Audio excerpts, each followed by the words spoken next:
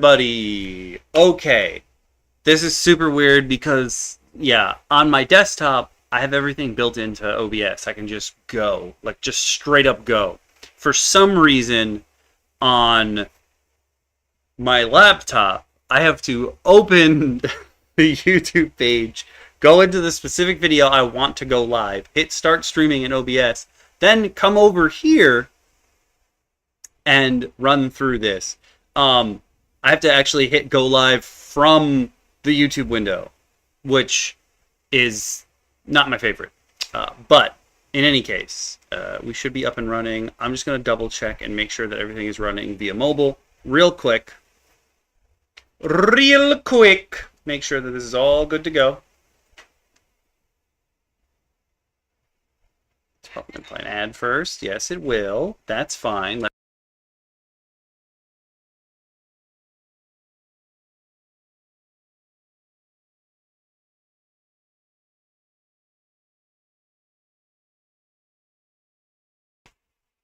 YouTube is, in fact, up and running. That means it is time for us to boot up Twitch and make sure that all of that is up and running. Give me 1 second.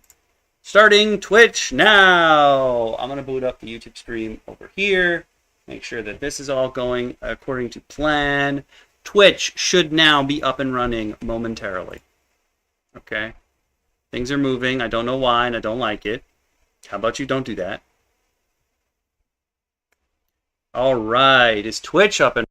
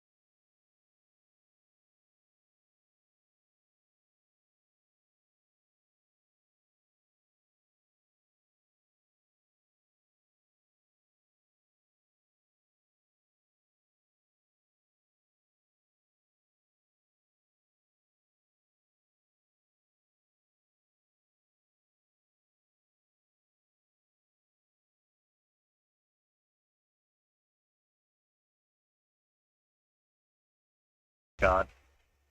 Okay, I just unmuted myself because I was too stupid and realized that I was muted for a while. Apologies.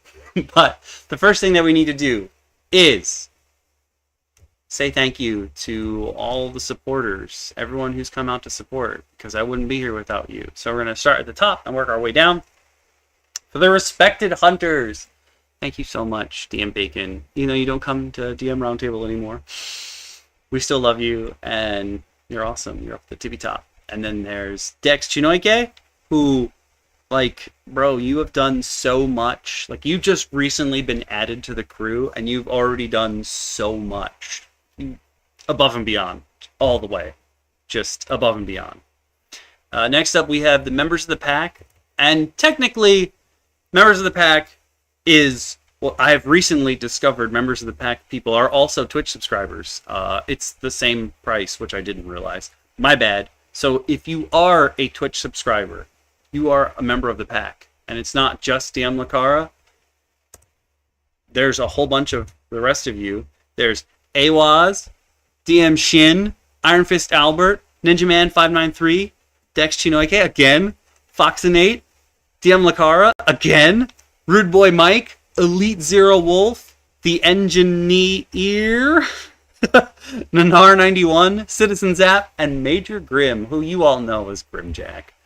You're all amazing. You're all members of the pack. But this also means, because you're members of the pack, you are owed access to the repository of homebrew and the BGM list. So if you guys want access to that, let me know and I will get it to you. The easiest way, obviously, is to just come onto the Discord.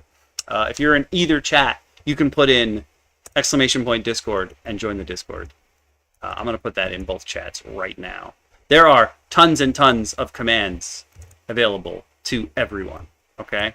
On both YouTube and Twitch chat. So come on in.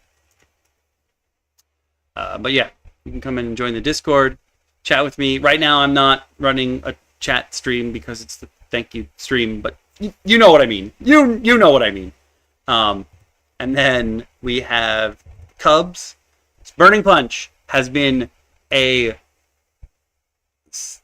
I can't really say supporter. He has been one of us for like 10 years. He was one of the first people I ever collabed with on YouTube, and he was the very first person to be like, oh, you have membership now?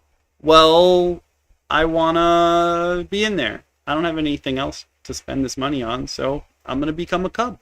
And he did. He was my very first YouTube member. He started something really, really cool, man. Thank you so much. And for those of you that want to join in at the free tier, there's a free tier on Patreon, which you may not get as much free stuff as everybody else. Or rather, you will get all the free stuff that I hand out, but you may not get as much other stuff as other people, but you will know when I post about it. So come on over to the Patreon, and you can come in at the free tier. Like Ira Descenzia, Pedro Flores, DM Shin, Kumira, and Ali. Wait a minute. 1, 2, 3, 4, 5. I'm missing someone. Oh no. Give me 1 second. Someone is missing because I have 6 free tier. Oh, interesting. There is a ambulance outside my house. Interesting. But hold on 1 sec. We have 6 active members. Who are they? Can I see them from the mobile data fit? Nope. I'm missing someone. That's mean. Give me 1 sec and I will fix this. Someone is missing.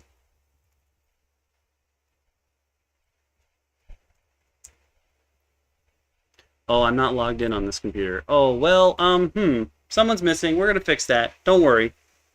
No, not create a post. Stop that.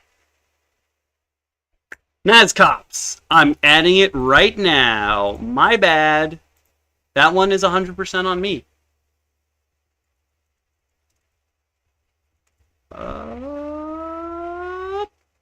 Hold on. I was like, this isn't right. I gotta give thanks to everybody. This is Nazcops. Then we will fix the line over here. And we're good. Okay. Nazcops, that's number 6. So thank you, all of you. Your names will be scrolling the entire time that we're here. But if you want to know why we're here, that is to unbox a Moonlight Maps Atlas Volume 1 Deluxe pledge, which you can see over on...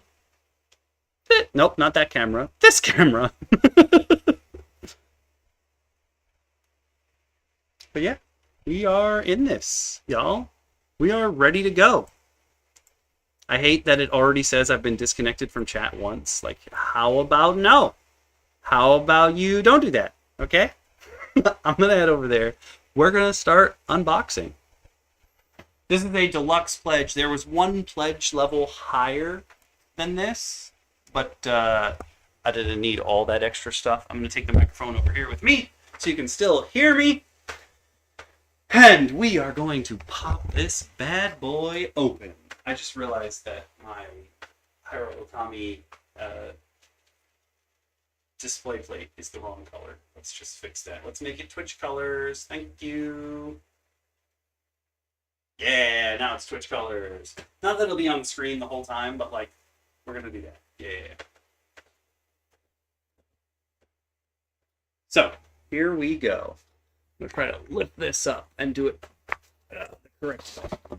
So, if you don't know Moonlight Maps, Moonlight Maps makes tons and tons of battle maps for D&D.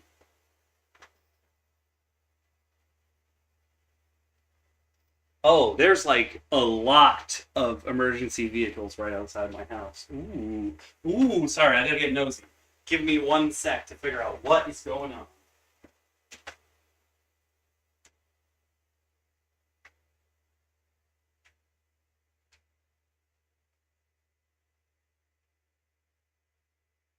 Oh, my mom's talking to the neighbors. Nice.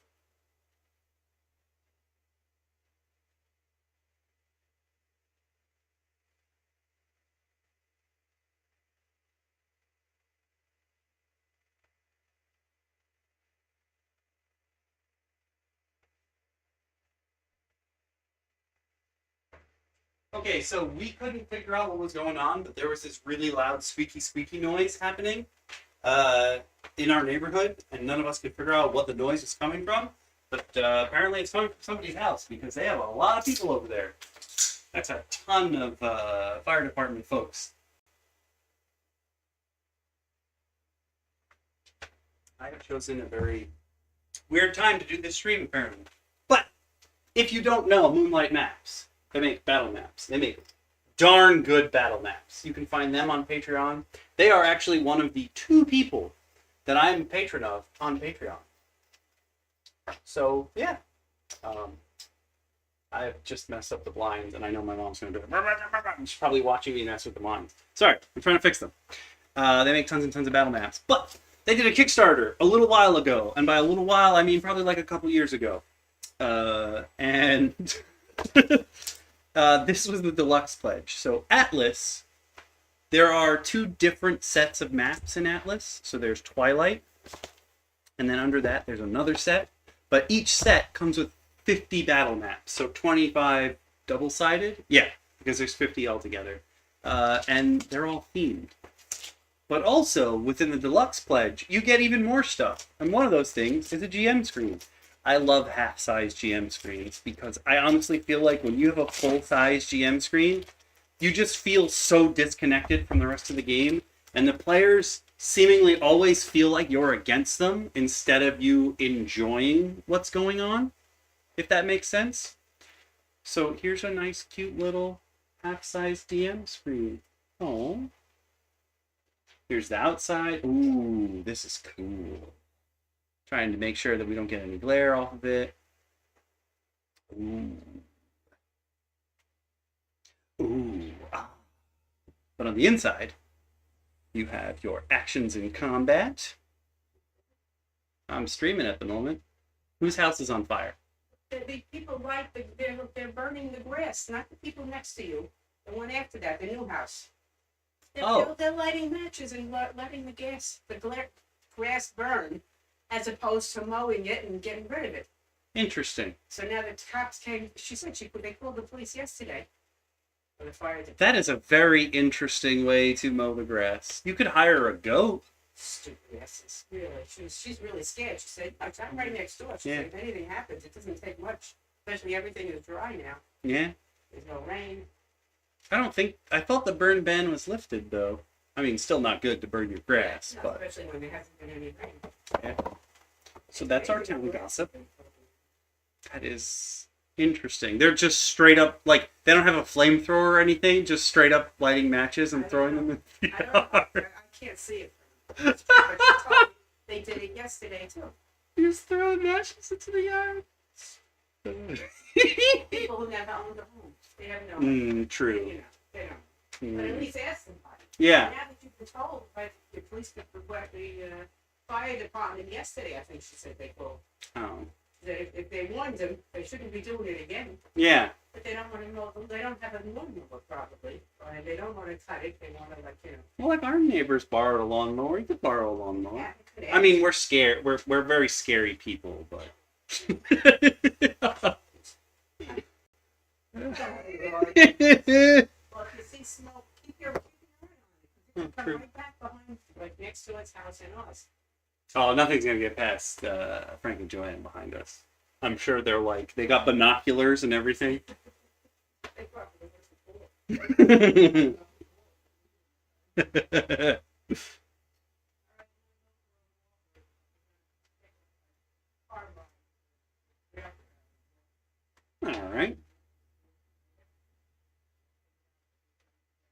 Okay. Well, I bet this is the most exciting stream you guys have been part of. That's our town gossip. Our neighbors are trying to burn their yard. Interesting. I will say that this is probably one of the most in-depth boards I've ever seen, which is great. Like, if you're a brand new DM, the Moonlight Maps GM screen is going to be super helpful to you. And even to help your players. Like, all these actions in combat, your long jump, your high jump, your suffocation, how concentration works, things you can do on your turn. Then all the conditions are here, plus the levels of exhaustion. Granted, if you're running a 2024 game, these are the 2014 rules. There might be some tweaks you need to make. But the fact that they're all here... Oh, yes! Object hit points. This is super important and something I always have to look up because I never think of like, oh, this is what wood is and blah, blah, blah, blah, blah. Like, okay, cool. And then object armor class, super helpful. You have no idea how often object armor class comes up.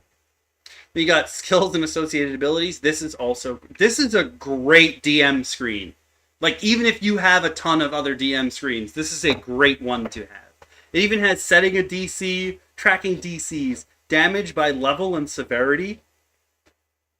What else do we have? Travel pace, unless your players are like mine, where they need to know exactly how many miles they can travel, and you can't use this. And if they're in a vehicle, those are different numbers than the ones the game provides, and you have to provide them their own. Like, my players are kind of annoying sometimes. But this is the normal one. Services. This is fantastic. Obscured areas, encounter distance. Oh, cool. There's an environment key, which I think is specific to these maps because there are different environments, like there's different locales. Light sources, cover, food, drink, and lodging. I'm going to use this DM screen all the time. And then a size chart for how big these creatures are. That's super cool. This may just be the best GM screen I've ever seen. The most informative. It doesn't necessarily, it has a like foreboding atmosphere on the image on the back, but like it's not it doesn't have the coolest background image, but it is the most informative one I've literally ever seen. I'm for sure going to be using this GM screen probably next session, which happens to be my party's D&D versary. We've been playing for 5 years, y'all. 5 years. One campaign. 5 years. Alright. I think that we should go through the maps first, and we'll do like the little stuff later, because obviously you're here for the maps. Like, I know you want to know more about these maps. I will also say that if you want me to, I can put background music on in the background. I thought about it, and I was like, I should have tested beforehand to see like what the levels are going to be. But I can actually put on background music in the background if you want me to. I can totally do that while we're going. There may be a little echo. I didn't test that yet. So we're going to grab Atlas, TTRPG Battle Maps. This is the Twilight box. 18 by 22 inches. There's 50 maps in here. Fold out, reversible, 1-inch grid, dry white. Let's go. Ooh. Okay. I'm going to pop this baby open so that there's no glare. And then I'm going to read to you what maps are included in this box. And I'm also going to move the big box out of the way. Give me 1 sec. I got to go get the Shin. Remember, kids, don't play with knives. It's bad. And it may be bad for your health. Haha. Okay. Let's open. Not use the knife on camera. Bum, bum, bum. Now, I've had this set of maps. I have had Atlas Volume 1 sitting in my house for quite a while. Definitely over a year.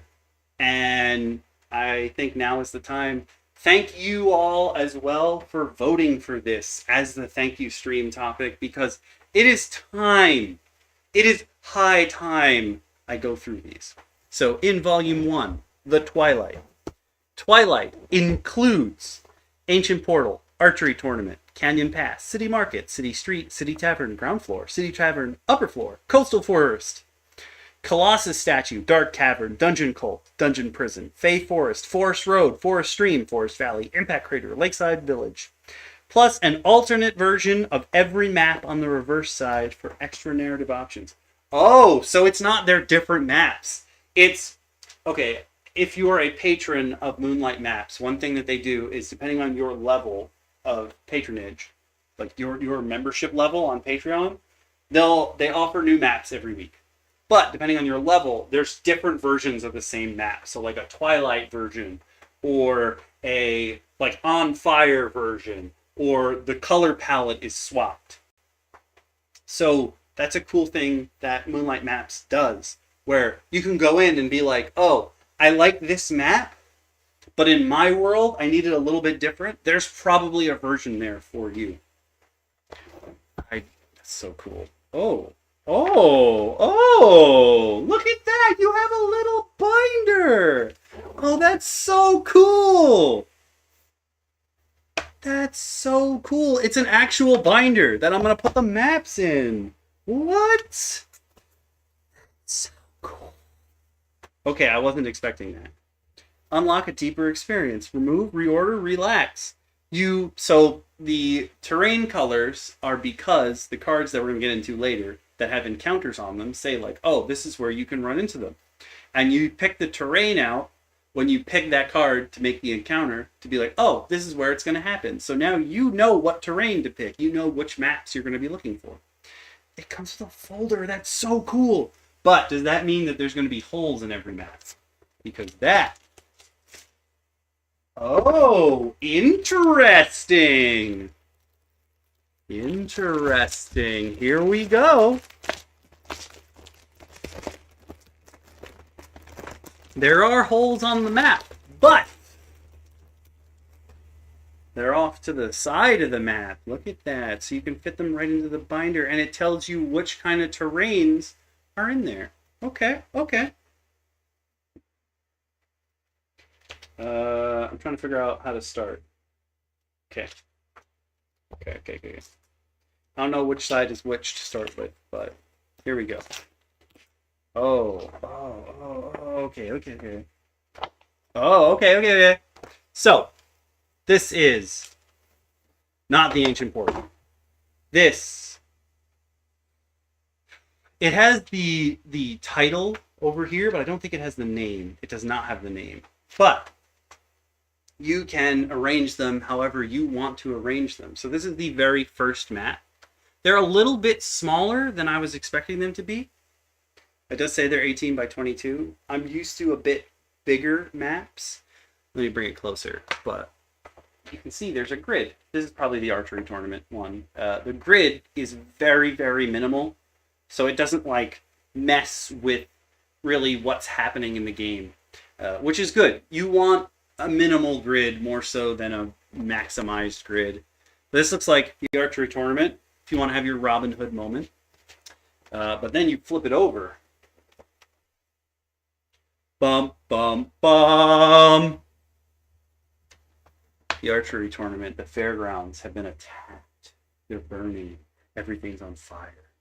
So cool thing about what you can do with these specific maps is, depending on like what kind of thing is happening on the other side, is like, oh, you guys signed up for the archery tournament. You're all going to join in. It's going to be fun. And then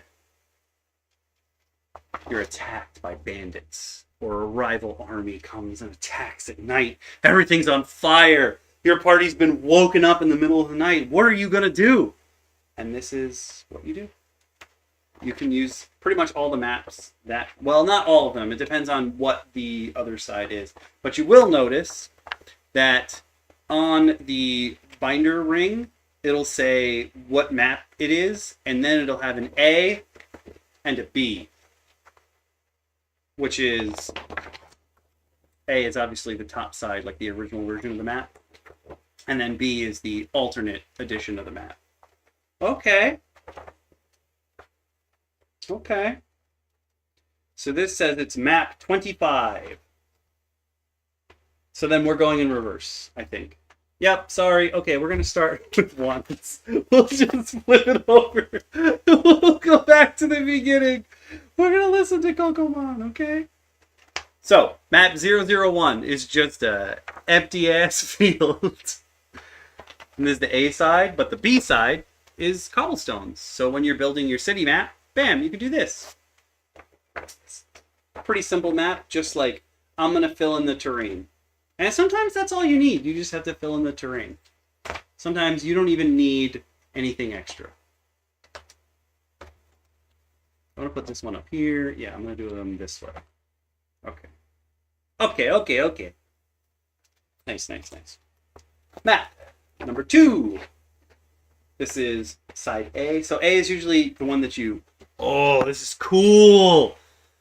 This is a really cool map. Look at this. Just a big old statue. And you're so high up if you're at this point. This could be your Colossus of Rhodes type deal, man. And then the other side is... Oh, that's really clever. Under the sea. Under the sea. Oh, that's a really clever change. Like, it's either still standing up high in the sky and your characters have to climb it to get to the top to figure out what's happening, or it's from a civilization that's already sunk. That is really cool. Like that.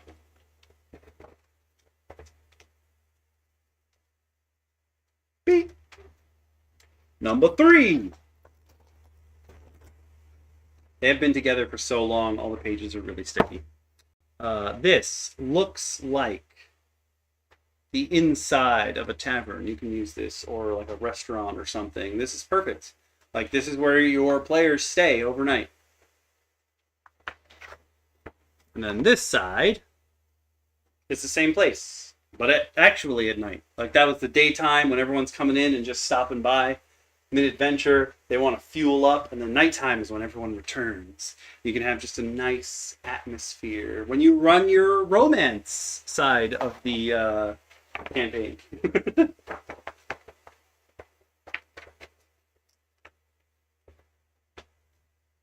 This is honestly a really clever way to make the maps easy to open, easily accessible, because the back of the box has pictures of all of them. They're not in order, but it has pictures of all the map that you will find in the binder in there, rather than you cycling through the binder or rifling through the binder when they're already in there. This is a very cool setup. All right.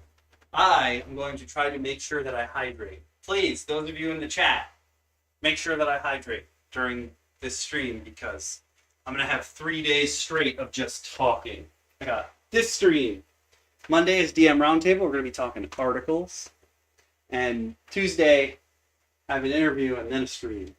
So, but then I'm not going to spoil anything or whatever about this particular interview that's coming. But I just want to say thank you to everyone who's come to either of the channels to talk D&D with me, or TTRPGs in general, because I'm pretty sure without all of you, I wouldn't have the confidence to take on this interview that I'm taking on Tuesdays. So, again, just thank you to everybody. Like, thank you so much for being here, for hanging out. It really, really means a lot to me.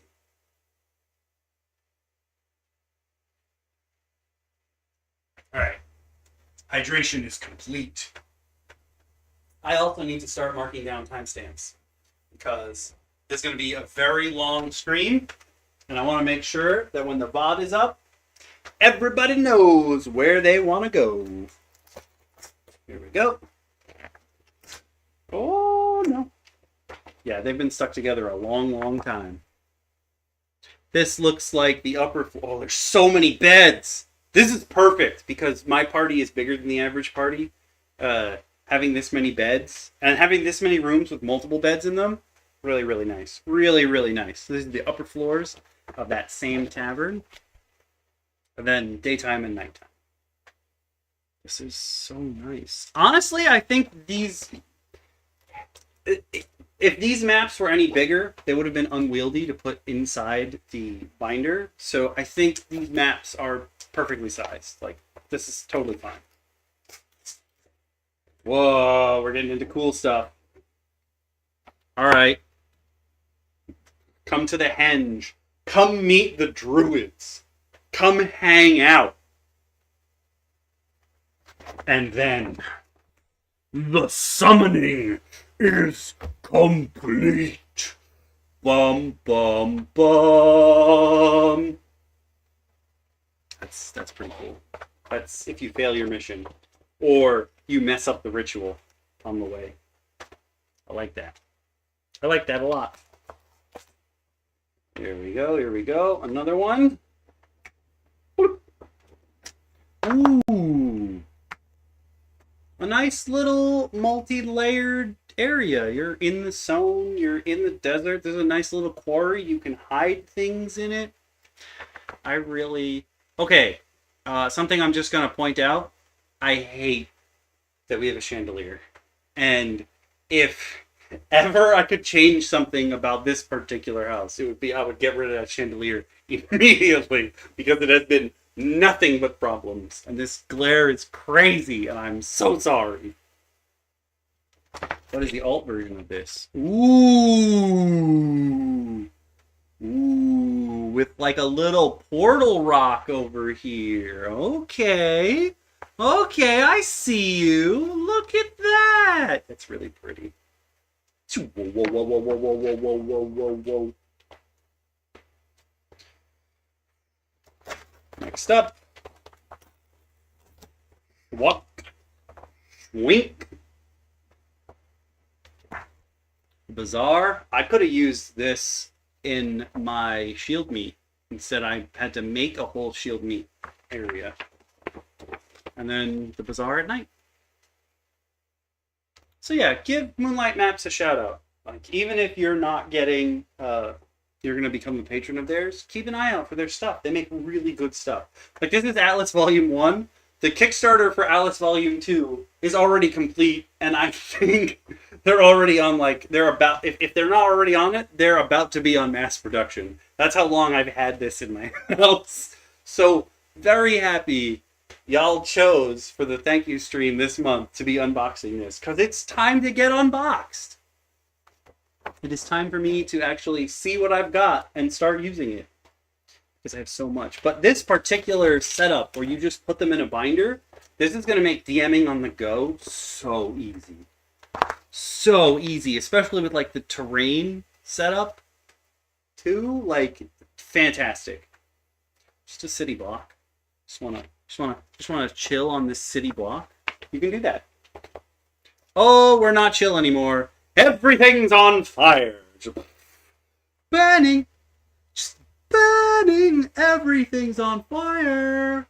And not in the fun way, actually. It's not gonna end up being it's not gonna end up being boom shakalaka. He's on fire.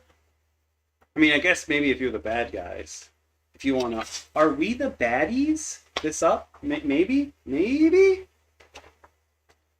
Nice little beach with some pretty simple, like, plants over there growing on the beach. It's the other end. Ooh, this is pretty. Just sitting on the beach with your friends. This is where you have that moment where your DMPC paladin walks off into the distance in completely straight line, and they just keep the camera on, like the D&D movie. Oh, look at him. He's still going straight.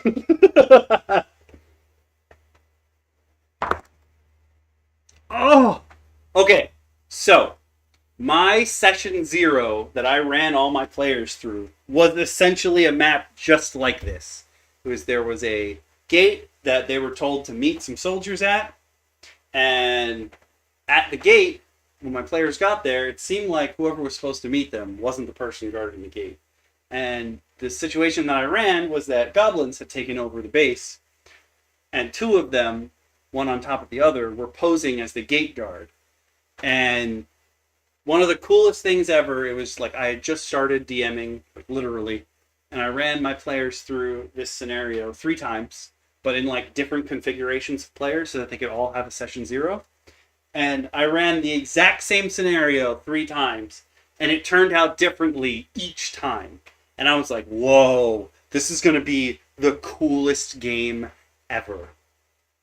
The idea that I can do the same thing, and because players are just inherently chaotic, I'm not talking about your alignment, I just mean in general, having people there to do things with all their own thoughts and ideas is just pure chaos. So, same scenario, different each time. I was like, oh, this is going to be fancy. It's also why I don't believe in the, I'm going to plan out every move that your players can possibly go through, because it's not viable. It's not a viable strategy. Your players will never really, you can't do it. You cannot. I have a delving into your DMs specifically on this, because I started thinking, oh, I'm going to plan out what they do and then make like branching paths so that I'll always be ready for what they're going to do. You will never be ready for what your players are going to do, okay? Never. Never. It'll never happen.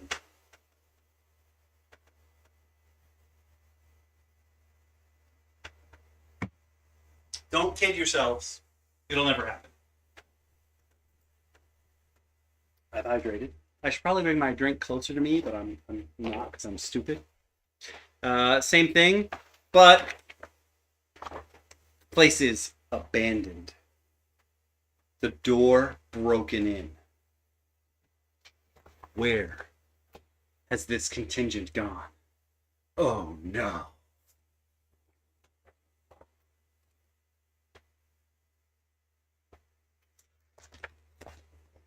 Ooh, looking like we got ourselves a dungeon.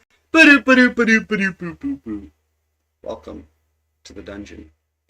This actually looks like a jail. Just a straight up jail. This is the biggest goddamn jail I've ever seen. You could fit so many people in here. Holy crap. That's so many people that are now jailed. Wow, wow, wow, wow, wow, wow, wow. We have learned, though, that you must flip it upside down to get the same way. And this is an abandoned. This one you could use as a dungeon or an abandoned jail. Like, everyone's already freed. No one's been down here in a long, long time. I like this. Lots of cobwebs. You can put some spiders in here if you want to. Some other creepy creatures. You might be able to run 9 princes for 9 dungeons using this map. I want to run 9 princes for 9 dungeons. I'm going to be perfectly honest with you. Oh, here we go. Another one. Another one. This looks like a bad place to be. Just a straight up bad place to be, because you got to come all the way down, make it through. Here's the altar. I could have used this for the tip top of Wave Echo Cave where the altar was. Right. You got to flip them upside down to get the same area. Same idea. But this one has a full, like, there's a hole here. Instead of the walls in the room, your players are going to have to leap that. Obviously, that's the perfect place to trap. Can they make it to the altar? No one knows. Good luck.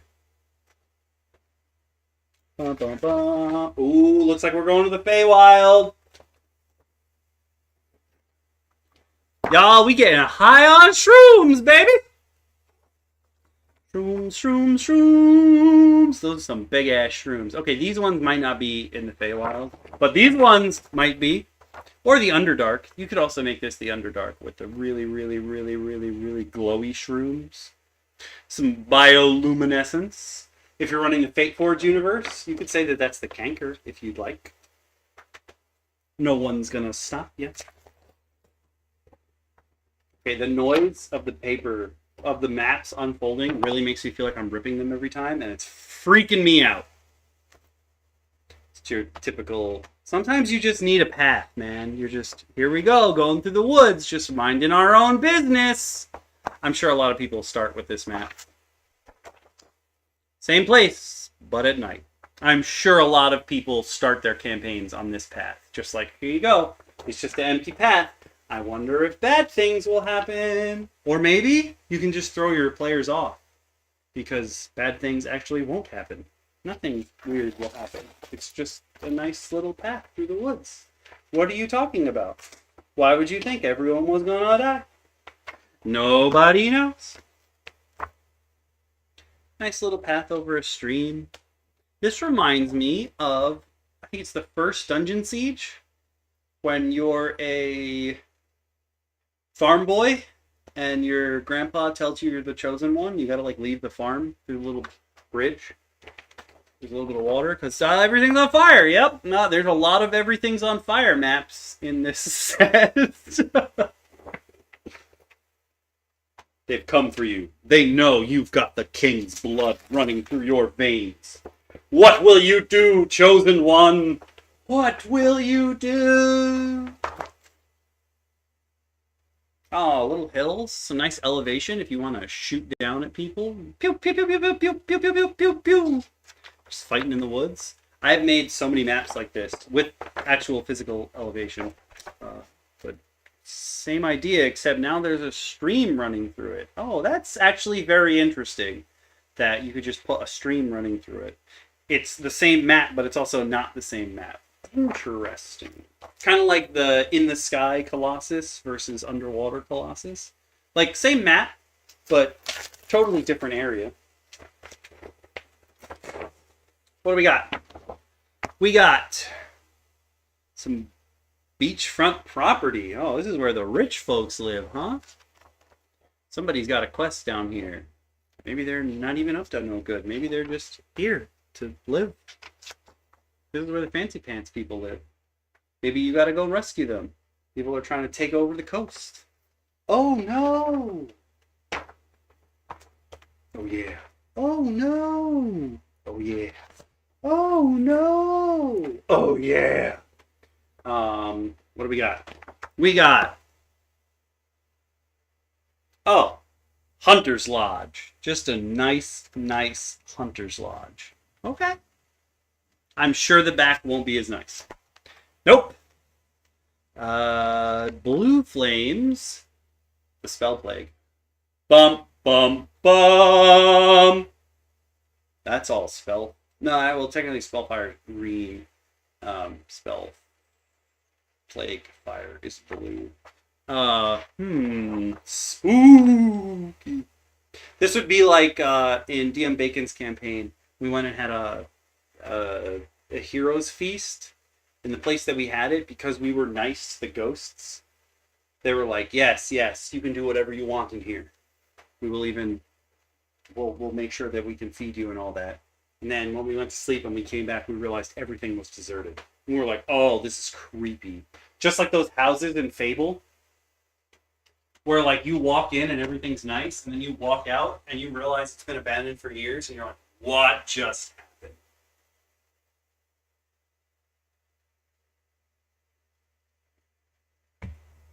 Sorry.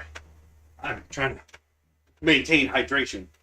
Keep my throat game good. Now, if people crossovers in the chat, I'm waiting for a pause. Oh, another... Okay, so... I know that you're going to need to travel a lot, but, like, I feel like there's quite a few just straight up I'm traveling maps. And I don't need that many I'm traveling maps. You know what I mean? Like, I got that going good. I'm pretty okay when it comes to that.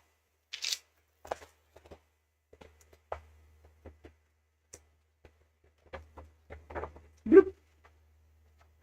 Whoa!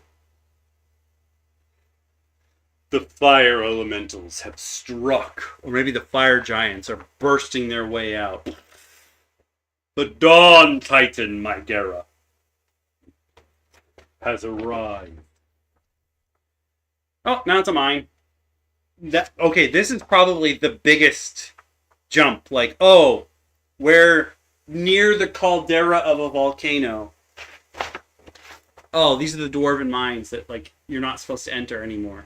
That's quite a different feel.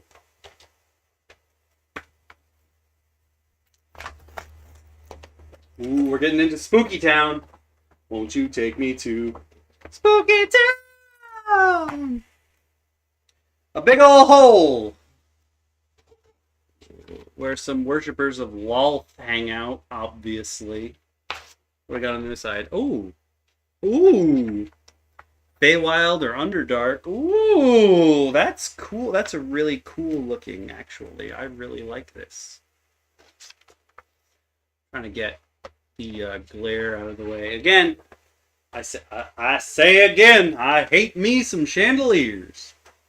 We're almost through with the Twilight box. Almost.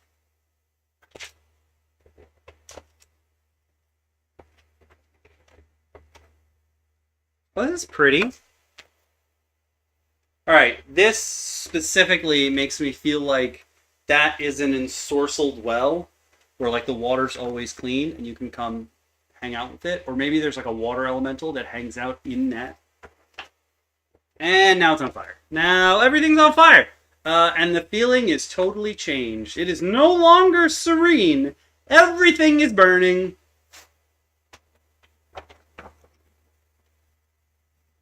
You could make a really cool trap arena there. Won't you take me to Fire Town? Here we go.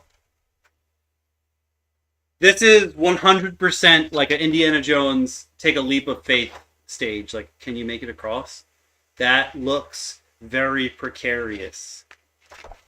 And this one is just straight up, you shall not pass! 100%. This is where the Balrog fell into a hole. In the mines of Moria. And now, the last map for Twilight is... Oh! This is where a god's testicle fell from the cosmos. Oh, that's a good one. What's on the other side? Oh, it's just straight up... Crash down in Avernus. Interesting. Okay, okay. So, here's what we're gonna do. We take all these maps. Now that they're all in the correct order. Yep. And now I know how to read them too. And we're gonna see if they fit in this binder and how they look. Won't you take me to Mappy Town? Oh, it doesn't have the... I like reached up to hit the things over here, but it does not have them. Good to know. Pop! I'm gonna go a 1, 2, a 3. A 1, a 2, a 3. I'll probably grab 2 or 3 at once, as long as they're lined up.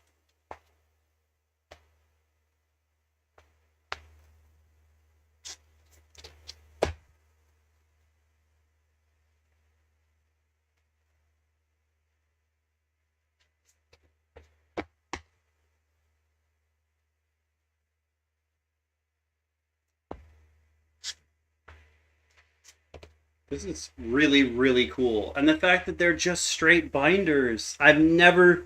This will solve so many DM's problems. Like, how do I put my maps away and make them easy to go through?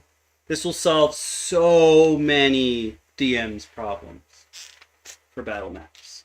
So many of them. Good job, Moonlight Maps. You crushed it. I mean, like, the maps are a little bit small compared to other maps that I've got, but, like, whatever. The rest of the utility is absolutely fantastic. So it's not... I'm not even going to complain that they're a little bit smaller than I would have expected. Like, oh well. Remember, it's not the size that counts. It's the motion of that god's testicle falling from the cosmos. Yeah, you know it. Yeah, you know it.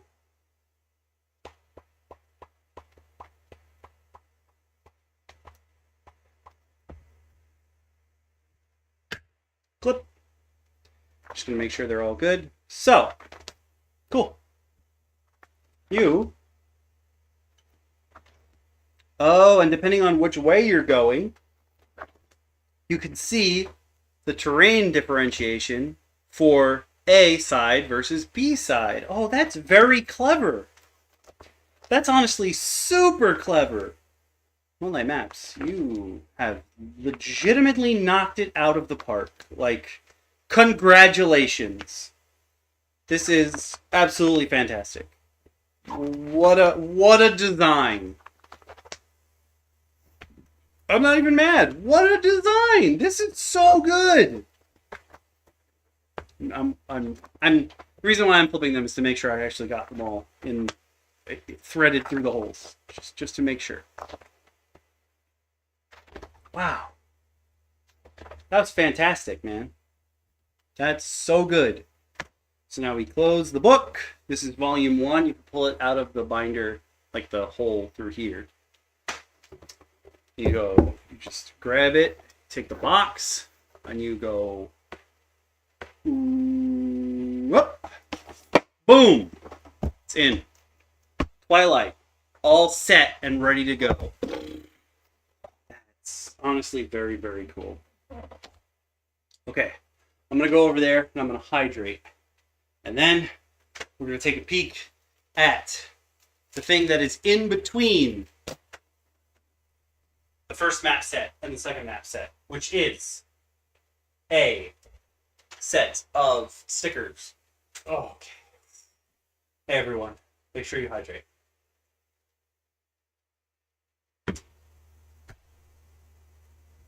Okay. Ooh. All right. Making a timestamp in case you're like, what is he doing? Timestamping for decals. I actually think that what we're going to do here for decals is switch cameras. So, I got a lot of cameras set up, y'all. I'm going to use them. Here we go. Because we don't have any words that need to be displayed. Move this back a little bit. There you go. All right. So these are sticker assets. So you can just static cling these bad boys onto your maps. 1 second to open this bad boy up. Yeah, I got a bad boy. You heard it. Oh, there's less pages than I was expecting. I'm okay with that. Can I have this, please? Thank you. Nope. It sure is static clung. I tell you what. That boy ain't right. You'd be surprised how many times I get to use static clings when I'm running a game. Okay, this is just annoying me now. Can you come out of the bag? Please? Please? There you go. Nope. I got everything about. There we go. Yeah. I'm gonna keep the plastic paper for that. So, first set of static clings. Terrain. You got some bushy trees. You got some weed trees. You got a big felled tree. Or you got a naked tree. And by naked tree, you know what I mean, right? Okay, okay. This is just something I'm gonna put out there in general. These ones mostly like stuff that's just out in the environment, and then horses. Those are some huge horses, though. That's like a really, really, really big horse. That's legitimately a huge horse. I can almost guarantee you. I don't know why, but this happens very frequently when you get like a scattered terrain set of stickers, kind of like this. It almost always has horses. And I'm realizing now that the reason that is probably because the horse sticker will be flat and then your mini will go on top of it and like it doesn't get in the way of anything. I think that's why it is, but they almost always have horses, but there's tons of other little things here and there, like chests and other stuff. And the third page is pressure points and gravestones and rocks and walls and little pathways. So, yeah, this is less stickers than I was expecting, but they're also, like, the 3 sheets are super similar. Usually there's like a page or two when I get a decal set, like a static cling sticker set, where one page is like totally weird stuff that like I will never use, and I'm like, oh, okay. At least all of this can totally be used to soup up whatever map you're running them on. I'm gonna put these guys back in their baggie, even though the baggie was a pain in the butt. What a pain in the butt. This bag says that these are called the Atlas sticker assets, in case anyone is wondering. Oh, I see what happened here. I touched the adhesive. No, stop that. No, no, no, no, no, no, no, no. I've made a mistake. No, I took off one of the stickers. No, hold on. But that's okay, because they're not actually stickers. They're static cling. So, if you take one off, like I just have, even if it folds up on itself, like mine just did, you can unfold it, grab it, figure out where it was originally, and just stick it back on. Boop. Make sure that it's flat so that it maintains that static cling. I realized that wasn't on camera, but it is there now. So what we're going to do, let's try this again without touching the adhesive. So I'm going to grab plastic. Over to pull. Grab it again. Hear me out. Oh, I've already ripped this page. Ooh. Ooh. Feel bad now. Oh, God, this is annoying. Here, hold. I almost said hold my beer. It's not beer, I assure you. It is way too hot to be drinking beer. And I know some of you are for sure in more temperate climes than I am, but man, it's hot. All right, I'm going to deal with this paper later because this is pissing me off. And it's just wasting time.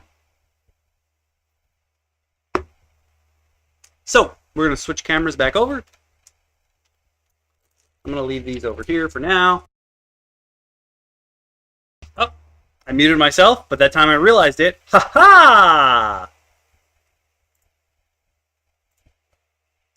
That time I actually realized it, and I'm okay with that. Next up is... I did switch the camera over there. We're going to go through the Dusk battle map box. So we looked through Twilight. This one's Dusk. And, no. We're not talking Twilight vampires. Though you could probably put some vampires somewhere around here if you really wanted to.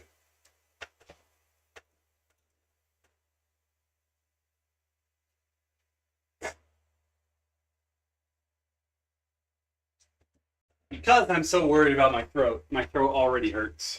I'll never be a throat goat at this rate. Oh, Dusk is a bigger box. Interesting. That is not what I was expecting. More styrofoam. Oh, Dusk is a frat boy box. Oh my god. Oh, there's something underneath it, which is perfect. This is the Dusk box. It is considerably larger than the Twilight box. Oh.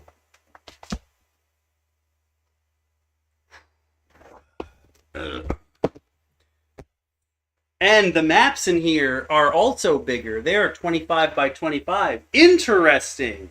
One box is bigger than the other? Super weird.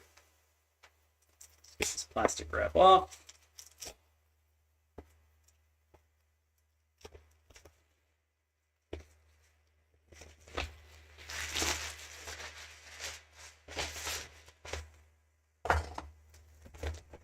I don't know if I've ever seen a map collection where some of the maps are different sizes than the others.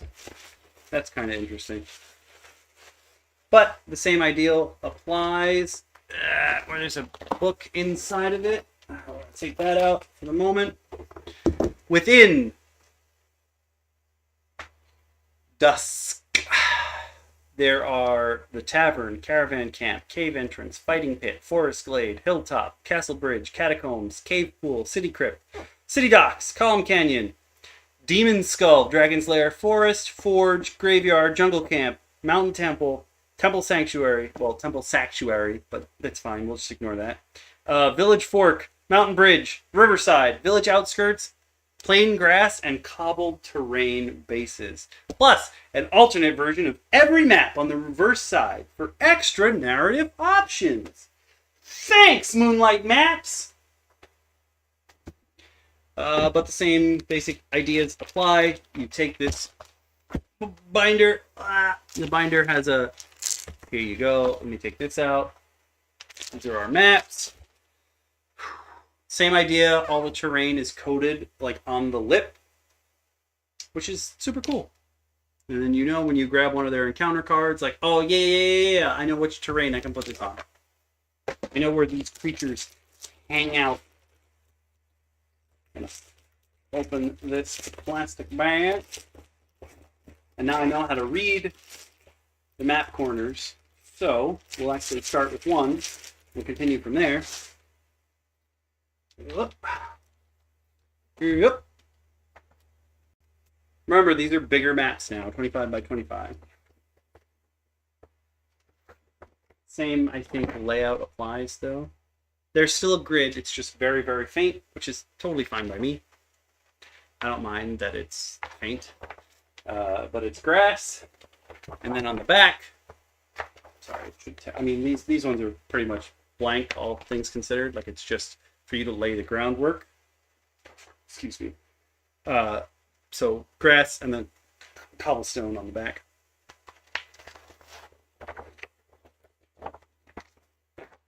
Interesting that both boxes have the same default map. Now, I got the Deluxe pledge, meaning I got all the maps, but you could go out and just buy the Dusk box or just buy the Twilight box if that's what you wanted to do. You don't need to buy both of them to like get the Atlas. And I think some of the other pledges were like just one or the other as well. Ooh. Are y'all ready to go on a seafaring trip? Look at this. Got a little nice little dock ready. You got a little seaside coast town. You got your own little shipwreck to explore. A very little shipwreck, to be honest with you. Yep. Same idea applies. You flip the maps upside down in order to see in the same orientation like what's going on. This one has a dock that goes way out into the water. That one did. I'm just stupid. But no shipwreck over here. There are some waves. So it's interesting that you can be like, oh yeah, I'm going to that map, but I need it to be a little bit different. And Moonlight Maps provides.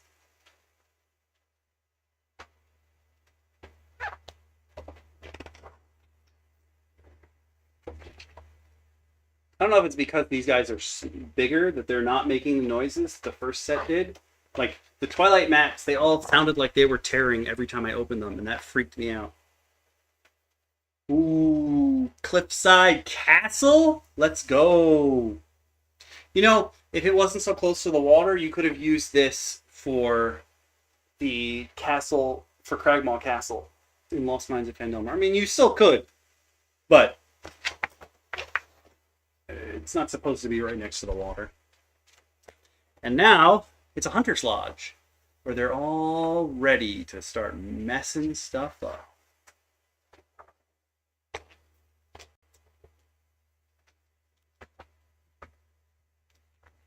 Ooh, this looks like a fun one. This actually looks like a version of the map where in DM Bacon's campaign we fought a black dragon. Oh, well, I flipped to the other side. Yep, sure does. Come on in. There's lots of holes for you to fall to your doom. Oh, sorry. This is the B side. I messed this up. This is, in fact, the B side. Because the A side sure does look like acid baths. That's not a place you want to be. Like, at all. Nope. Nope, nope, nope, nope. But you could definitely find a black dragon in here if you wanted to. My bad for flipping that one up in the wrong way. I just assumed the boring side was the A side.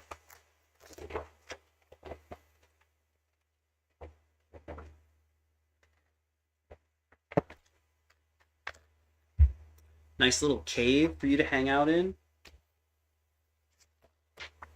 A little bit of bioluminescent pool at the bottom. That's fine. What we got on the other side, though? Ooh, and now it's a spider's lair. Listen, if you're doing a campaign in the Underdark and people worship Lolth, your players are absolutely going to love all of these spider-themed ones. Oh, there's even a bunch of spider eggs. Fantastic. That's what your players have always wanted. I actually made myself a bunch of spider eggs. I 3D printed some, but then I also just went and took, what is it? It's not modeling clay. I forgot what it's called. It's the Crayola stuff. It's the same stuff I made my adiposes out of, and I just made spider eggs out of them. My players are like, I hate you. I hate you. I hate you. And I was like, guys, I'm just making I'm just fleshing out the world, literally. Don't worry about it. They don't have to eat you. They could eat other stuff. It doesn't have to be you. Nice little camp. The way that the fabric, the leather, whatever, is drawn on these particular huts, though, is different than pretty much all the other art that we've seen. Oh, a little strange. Nice little campfire zone. Maybe you're helping a convoy get across the country. That's nice. I like that. B. I'm not quite sure how to help you with that. I don't know if you guys heard that. Alexa heard me for some reason. I'm not quite sure how to help you with that. Don't remember saying her name, but okay. Okay. Whoa. This is cool. All these different layers, and then there's like pools in them. Oh, this is a really cool place for your players to end up. Oh, now it's not cool anymore. Now it's very, very, very, very, very hot. I might be using this map in the very near future, though. For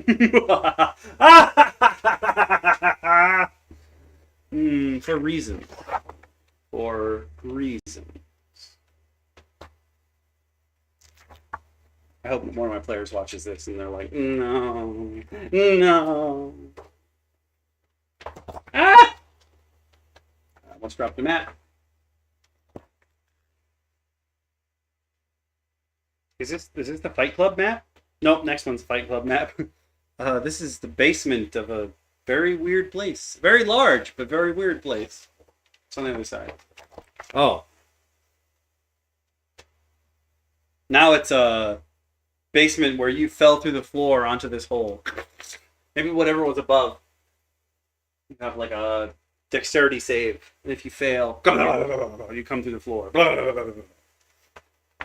Good noise, right? That sounded almost like Donald Duck. I don't know if that's the noise I want to go with. I throw my players in a hole.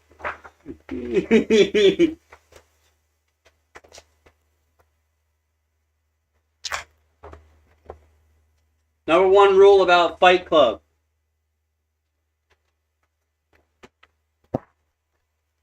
In fantasy worlds, you talk about Fight Club. Let's fight. This is a weird perspective for Fight Club, though. I don't know if I like this particular map for Fight Club. And then it's raining in Fight Club. This is clearly like your arc-ending battle. Like, we have to fight these guys in the Fight Club. But it's sad because we like them or we're related to them in some way. Oh. It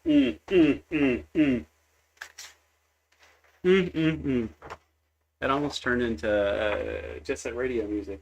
Oh,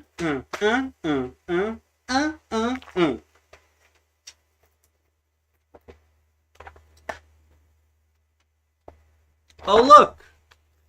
A perfectly normal clearing for your players to hang out in. Wow! Oh, look! This clearing is not so normal anymore. Kelly, surprise! There's some magic stuff happening in there, man. These glares are absurd. This stupid chandelier, man.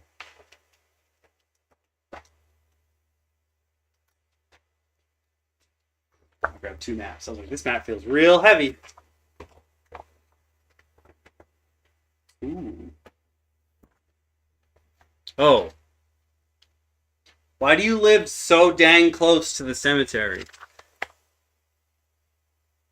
Oh, never mind. That's a mausoleum. Whoops, so that was somebody's house. That makes more sense. It makes a lot more sense. Guess what? Something does live in that house. Except it's not alive, so it's not really living. It's kind of unliving. And then if you take a peek way up at the top. Is that my map messed up? Oh, I thought that was a set of bones. That is actually the coloring for the map having rubbed off. Where's it on top? Nope, yep. The coloring for the map has rubbed off. So that's the first error I found in my pledge at all. Okay. That's not bad. We've gone through a lot of stuff. Boo boo boy. We've gone through a lot of stuff. Another. Be one with nature, my children. Nature will provide. It will explain. You could also use this as the meeting place for that tribe of barbarians that worships dinosaurs, whose name I cannot remember for the life of me. But they are one of the barbarian tribes in the Forgotten Realms. And here's the portal to the Feywild. If you've ever played Folklore on PS3, this is Folklore. Like, this is ripped straight out of Folklore.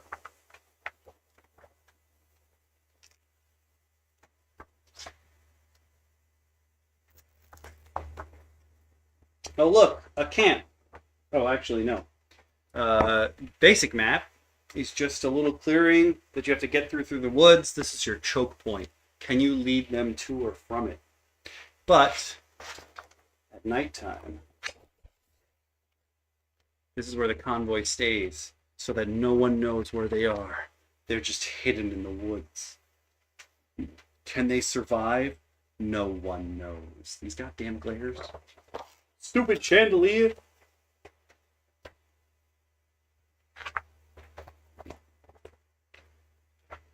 Woo!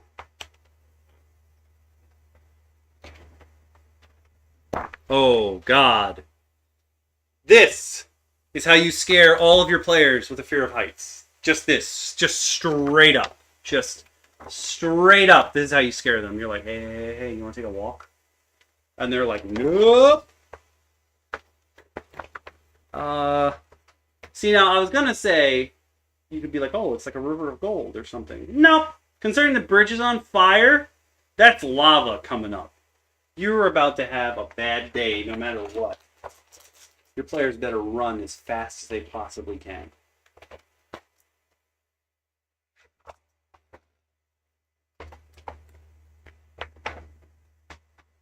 What do we have here? This is the most Streets of New Capenna shit I've ever seen in my life. This is... wow, okay. Sure. Yep, alright. Built right into the walls. Oh! And now, we're in hell. Bum, bum, bum. Actually, this is too nice. It looks like a devil's palace. It's probably the abyss. Sorry, no, the abyss is...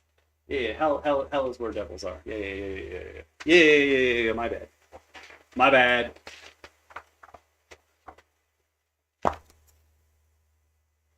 Like I said, I'm not mad because there's going to be plenty of traveling in everybody's campaign, and you're going to need maps to, like, just go on the road.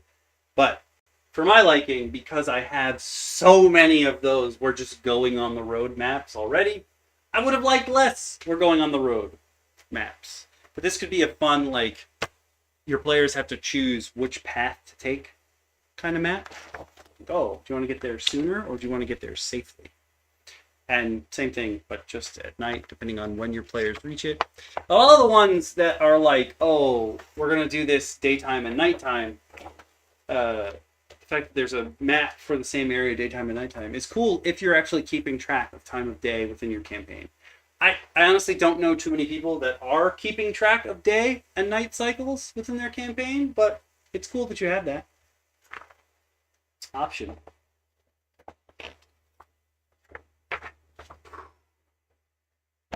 Speaking of traveling paths, do you want to take the bridge where there may be a troll guarding it, or maybe you have to pay passage, or do you want to ford the river, or maybe hop over the river to get past those guards? Somebody distracts them and you hop over them into town. Lots of ideas here. Oh, this is very wet. Everything's wet. Path is nice and soggy. I don't know if I like that. We don't need a fucking soggy path. Yeah. Yes. Or maybe you're coming back home and someone just died. It's just sad. I don't mess with weather enough in my campaign. I would love to. I gotta do more messing with weather. Oh, a nice little town. Where everyone has the same dining room table. It's a little weird, but okay. Nice idyllic little town. Rural. Oh, it's no longer idyllic. This is after the neighboring fiefdom ran through, raped and pillaged everything. That one's kind of sad. Or you could do it like those fable houses, where in the daytime it's nice, and then at nighttime you wake up, you're cold and alone because there's a hole in your roof, and you realize everything is already gone. It was just the ghosts of the townsfolk hanging out with you. They wanted one last happy evening. Now you must avenge them because you're all friends now. Ooh. Farmland. Small village if you want it to be that way. And everything's on fire. And everything's burning. Can you guys stop getting your houses set on fire, please? Like, Jesus. How many towns do we have to save? Why is everyone using fire? You would think someone would eventually use a different tactic. Though I guess it keeps succeeding, so if it ain't broke, don't fix it.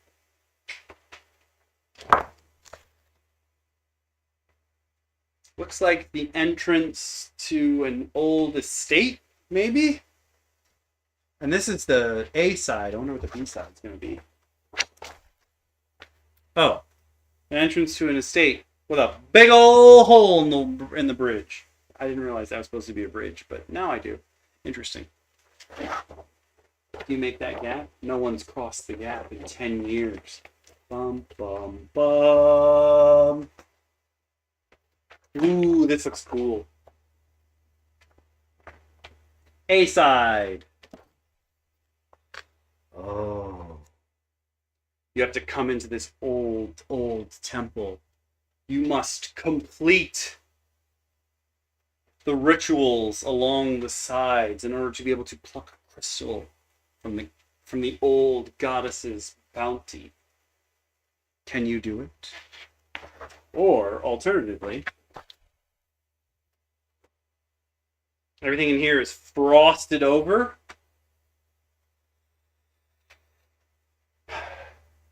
And the Dawn Titan's bounty has been shunned by the people, by the townsfolk. Everything is frozen over.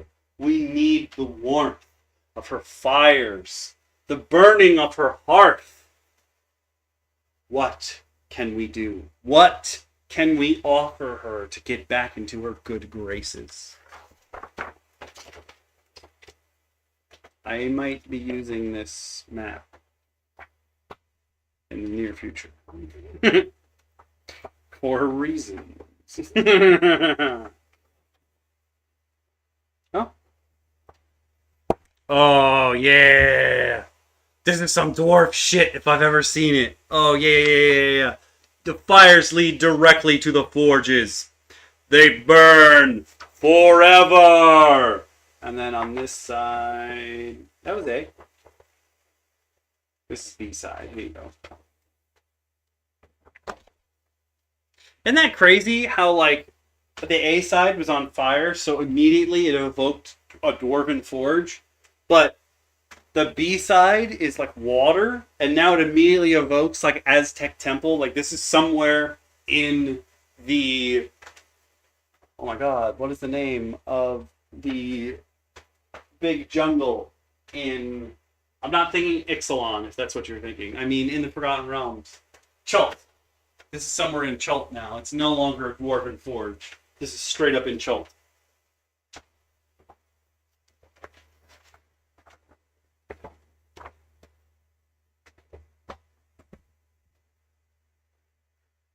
We're almost through Dusk now. Can I have the corner, please? Please? Ooh. You gotta make it through here, but there's ambushers waiting at higher elevations for you to come through here. What will you do? How will you make it through the cavern alive? Sorry, the canyon. Oh, and then this one's full of water? Honestly, I like this better than just the straight up canyon. Because now there's all sorts of weird ass creatures who are out in this water just waiting for you. And it changes the way you're going to deal with the elevation. Because you can go below now and try to swim all the way through without really pissing off anybody. Or even being seen at all. That's kind of cool. That's cool. That's cool. 2 maps left in Dusk. Let's check them out. Whoa! The Demon Skull! Can you brave the pass?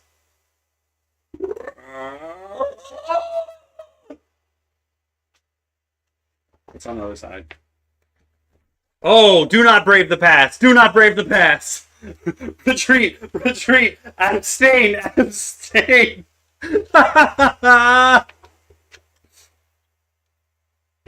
That's crazy. Alright. Final map in Dusk is the mine entrance. This is where they hang out. They also have just a gate straight up on the road that there's going to be people patrolling in front of. What are y'all doing over here? Does anyone know? Can you figure it out? And then the same place, but at night and abandoned.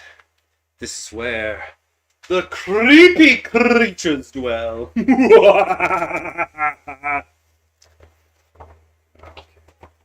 that was all the maps within Dusk.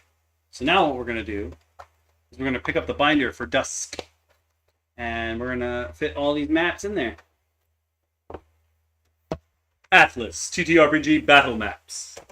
Dusk. Pop! Hold on, I gotta flip them over. Make it easier for myself.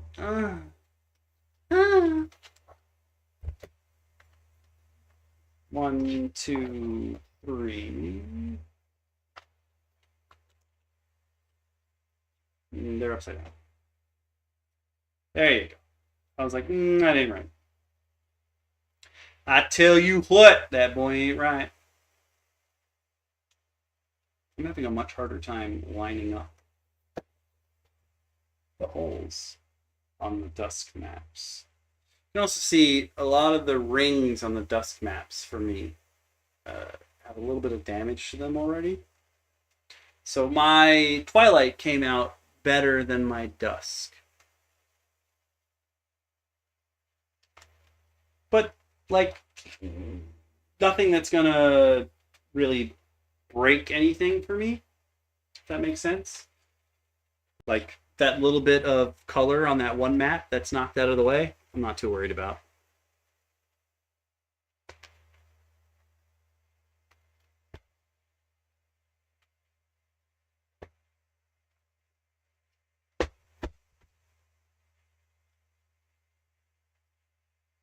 It goes this way.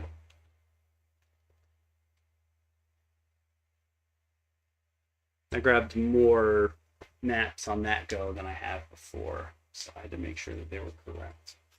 Also, the the pile that I'm grabbing them from is technically upside down, so that is also confusing the hell out of me. That's my bad.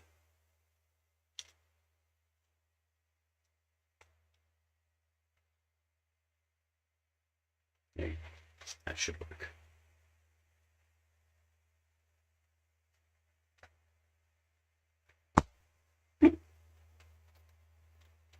Probably be doing it this way instead of up in the air, which is also confusing. There you go. Yeah, just slap on the table once. That'll help.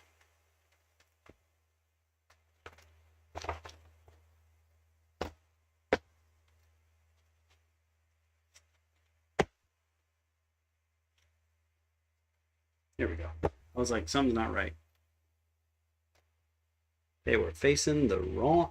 Hey, hey, hey, you're going the wrong way. Hey, hey, hey, hey, hey, hey, you're going the wrong way. Can I have this? Thank you. Hey, hey, can I have this? Abort, abort, abort, abort.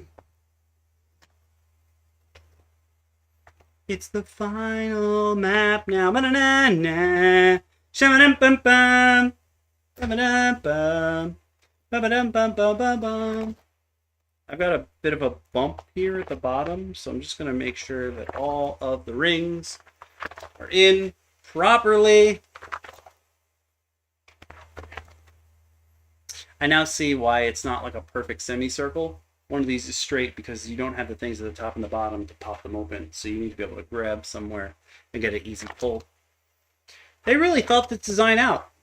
If Atlas Volume 2's maps come like this as well, like, what a boon to all of us DMs. You guys really, really made this work. Like, good job. This is fantastic. I love this. Again, for my purposes, I wish there were more, like, just straight-up traveling maps, but in any case, this is just great. And again, there's pictures of all the maps on the back of the box. So even if you don't want to open it, you can look at the back and be like, yeah, I want one of the things in here. I really do. Let me just grab this. And so you do. You go and you grab that. Again, same process. You grab the box and then you slide the book into it. I missed. You grab the box and then you slide the book into it and you pull the book out by the ring. But that is Dusk. And again, just to see the difference, Twilight maps are much smaller than the Dusk maps. Well, not much. They're like 6 to 7 inches smaller, which is a lot when you're on a 1-inch grid, I suppose. So yeah. All right. Now, let me just make sure. I don't know how much. Oh, there's just one more. Okay, one more thing in there. We'll take a look at these smaller things now. So I will go over there and switch cameras, but I'm also going to grab a drink because I am a thirsty bitch. I'm a thirsty bitch. Just give me 1 second.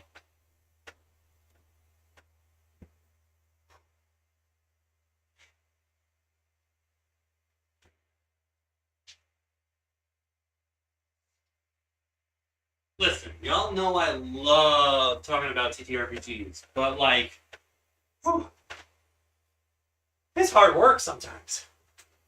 Alright, we'll switch back over to this guy. Hello. This is my microphone.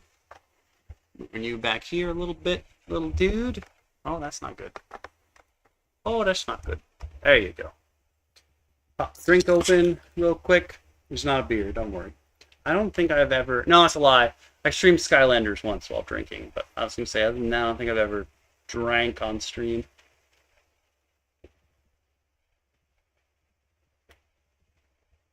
I have too many thoughts. I got to make sure that the stream is okay with them. So, what's next on this unboxing agenda? that would be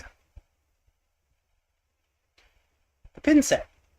Now, I know like every single Kickstarter for D&D stuff has pins. I know. I'm just not a pin guy. So, like, they don't really matter to me. But I know there are tons of people out there who freaking love pins. So, I'm going to show off the pins. There might be more pins that come in the all-in pledge, but the deluxe pledge has 3 pins. So you have the Moonlight Maps dude. I know that sounds weird, but he's holding a little scroll. I'm just going to put him on here. Oh no. There you go. Have him spin around a little bit. You get a straight up moon who looks like he's made out of cheese. That's this guy. It's just straight up moon. Put him out there for a second. He doesn't actually stay as nice as I would have hoped him to. And then you get a cute little sun girl. Look at her. She's so happy with her nice little shoes. Oh my god, you're such a cutie pie. Oh my god. Now, as I said, I'm not a moon. I'm not a moon person. I'm not a big pin guy, so these pins are probably gonna end up going to someone at some point.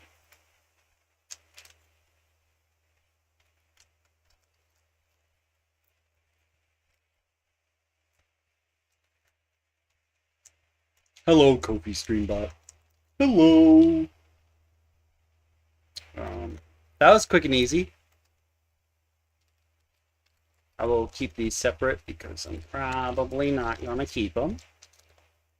Maybe I'll keep one of them, but we'll see. Next up, we have my Moonlight dice.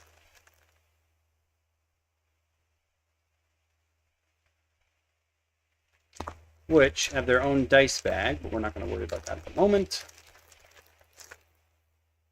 Ooh! The 20 is a moon. That's cool. Is that on all the sides? No. I'm not sure how well these are going to come out because this camera doesn't... Hold on, let me switch to this one. This is going to come out right. I don't know if you can see how sparkly these dice are. It's kind of hard to see, but they're very, very dark blue, but sparkly. I like these. They're simple. Totally simple. I'm going to turn this little guy off because I don't need that power wasted anymore. Just your regular polyhedral set. Very, very dark blue, but sparkly. If I go real, real close, you can see how sparkly. But the cool thing is... it's one of the sets that has a D4 that's really, really small. Like it's slightly smaller in scale than the rest of the dice. It's a D8. It's really, really sparkly. Percentile die. But the cool thing is, the D20 has a moon for the 20. Just rotate that. Where are you going? Come here. Stop it. Hey. Oh, no. There you go. That's cool. Okay, I'll be keeping these dice. And it comes with its own dice bag. Nice, cute little... Whoops, I held it up to the camera over there as if it was still the one that was on. Nice little dice bag that says Atlas on it. That's nice. That's cute. These will be my Moon Market dice. That will probably only mean something to Jundi, but that's fine. Oh, this dice bag's really big, comparatively speaking. I could fit so many more Moonlight dice in here if I really wanted to. I love dice! I don't know if that was apparent in all our time together on the internet, but I freaking love dice, okay? I love dice, alright?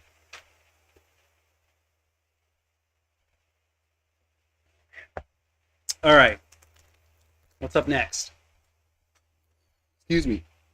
What's up, Danger? So... there are 4 decks of cards in here. There's Encounters Combat, there's Encounters Mystery, there's Monsters Deck 1, and there's Monsters Deck 2. So what we're going to do is head on over to the other camera over there again, because it'll be the easiest one to read things on. And we're going to go through these cards. And then there's one more thing in the box that I think, honestly, is a reason to go for Atlas. Like, if the maps didn't sell you already, the last thing that's in the box, I think, is what will really, like, push you over the edge. But we're going to look at the cards. So, cards. Sorry, I'm trying to make the timestamps, so they're easier for me. I'm going to slide these all the way over there, and we're going to go through them. I already moved the camera. I got to take the microphone with me, because I realized that last time I was not taking the microphone with me, and I apologize. We need that microphone over there. So what we're going to do is just go through them in alphabetical order. So Moonlight Encounters Combat is going to come first. I see that they have the strip. Yes! The Easy Tear strip. Love that for me. That's so much less work for me. Moonlight Encounters Combat. 50 encounter cards with monsters balanced for all party levels. Each encounter adds new depth to your adventure with world-shaping consequences. No prep needed. Uses a last-minute random encounter or a starting point for a new adventure. The perfect aid for game masters. Okay, let's see. Let's see if it's really the perfect aid. And they come on tarot-sized cards. So, combat encounter. Memory mastication. Oh, it gives you ideas for the map, too. This is super cool, because what these cards have are, this is all the kinds of terrain that it can occur on. What map you might want to use. The levels that they have here.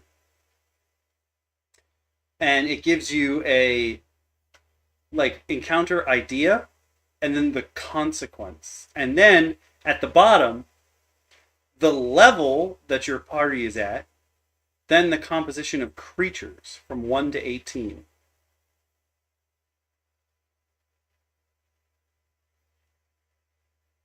And because there's not enough space to put that in, there's a little key at the bottom because it says like plus IS. That's an invisible stalker. I'm not going to read through every single one of these cards because it will take forever. But like, I'll just read this first one. While traveling through a rainy night, the characters find a bridge guarded by a darkly hooded figure. The hunchbacked individual holds a crooked staff topped with a flickering lantern in one of their gnarled hands.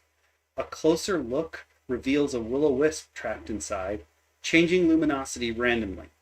As the characters approach, the individual looks up to expose an ancient crone with greasy hair hanging over her misshapen visage. She cracks a gap-toothed smile and croaks, "The rights to cross is but a single memory, my sweetlings." Consequence. Refusal to pay or attempting to avoid paying by crossing the stream at another point results in the hag calling her guardians. For each memory she takes, she turns decades younger and more vibrant. Ooh, that's cool. And then you have the Dragon Playground. I'm just going to read the consequences of them, because that's short. If the young dragons are all killed, the party may later be pursued, but it's spelled wrong, by a furious adult dragon. Okay, that tracks. Oh! There's a whole bunch in the Dragon Lair Castle. This one's level 520. There's a bunch of baby red dragons in here. Interesting. So I thought they were all going to be level 1 to 18, but they're not, because some of them are 5 to 20. This one's 1 to 20 in the fighting pit.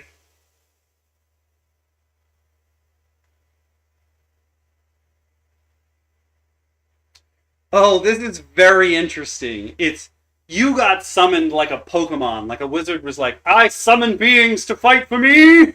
And it summoned you guys.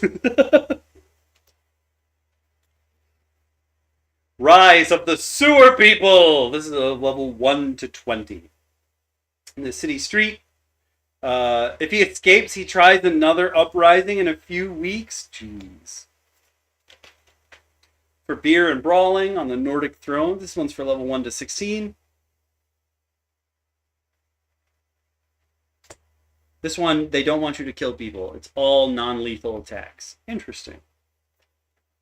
Next one's Grab and Go Noble in the city market. This one's 1 to 16.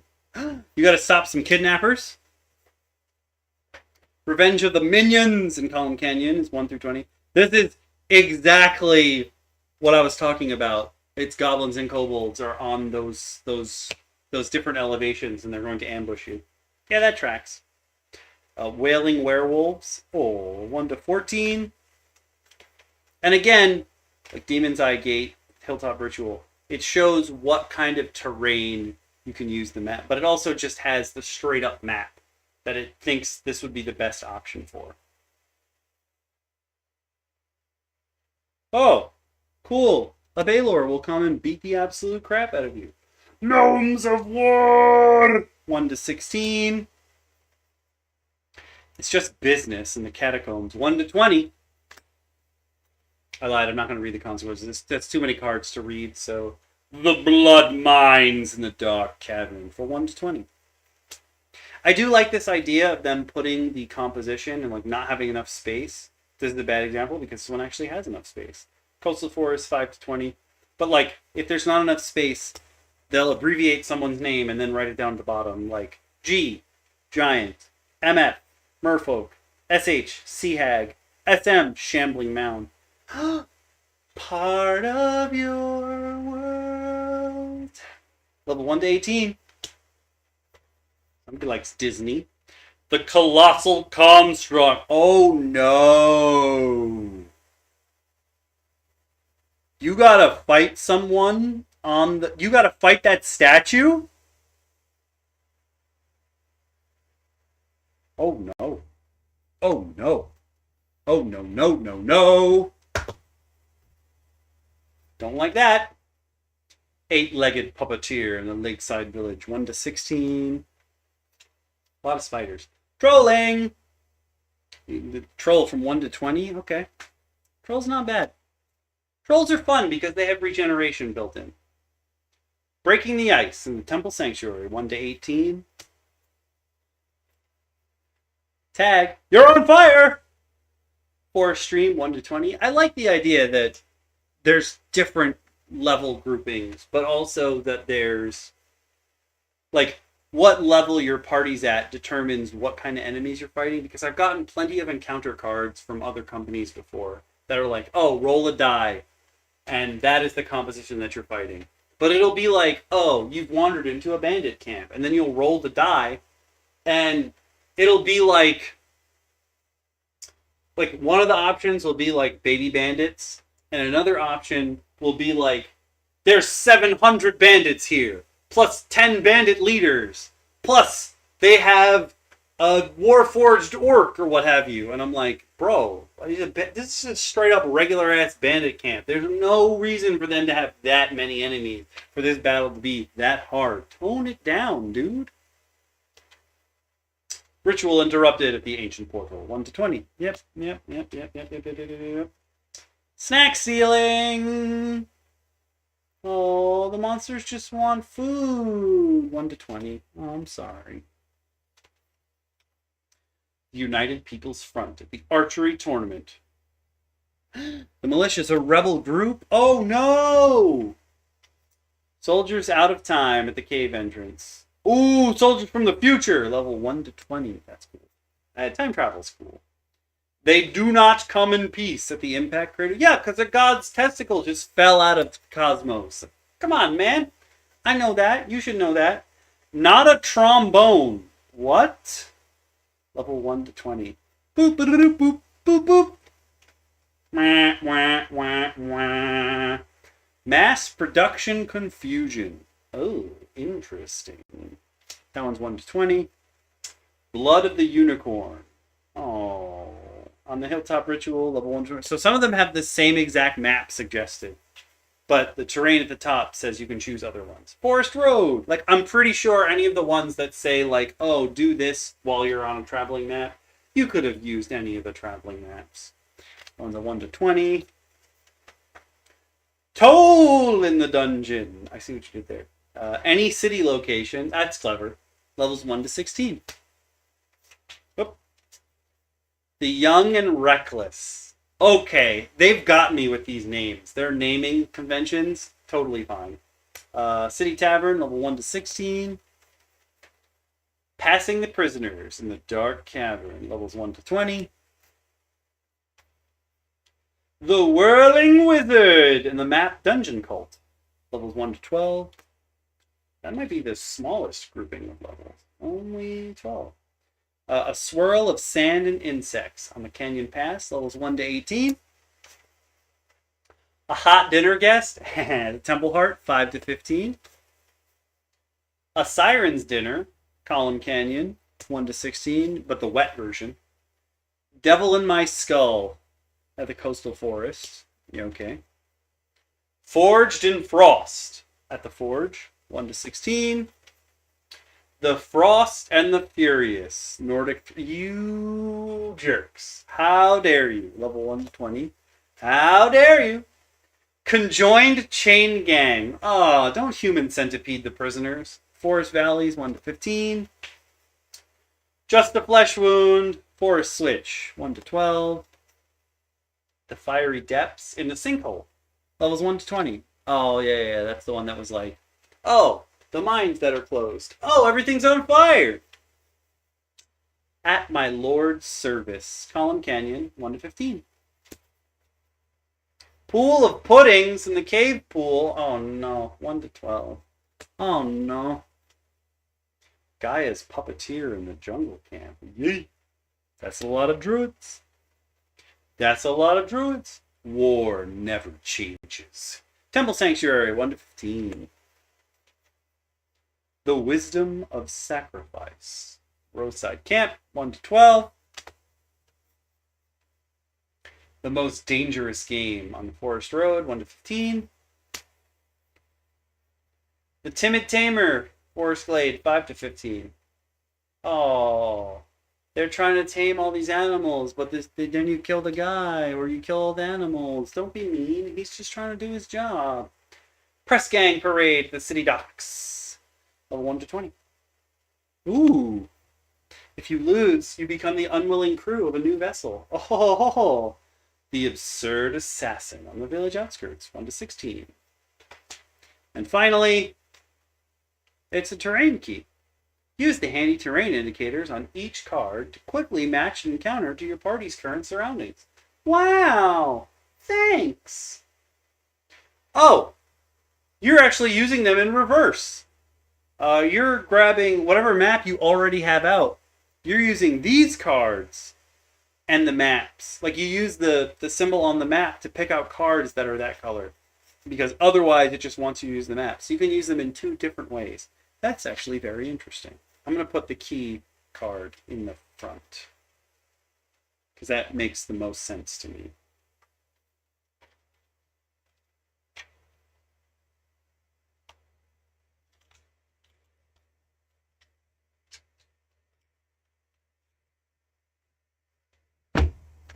Next up, we have the mystery encounters, which honestly, I'm like most excited to look through, like more so than the combat encounters, because I don't really have that much trouble coming up with who my player is going to fight.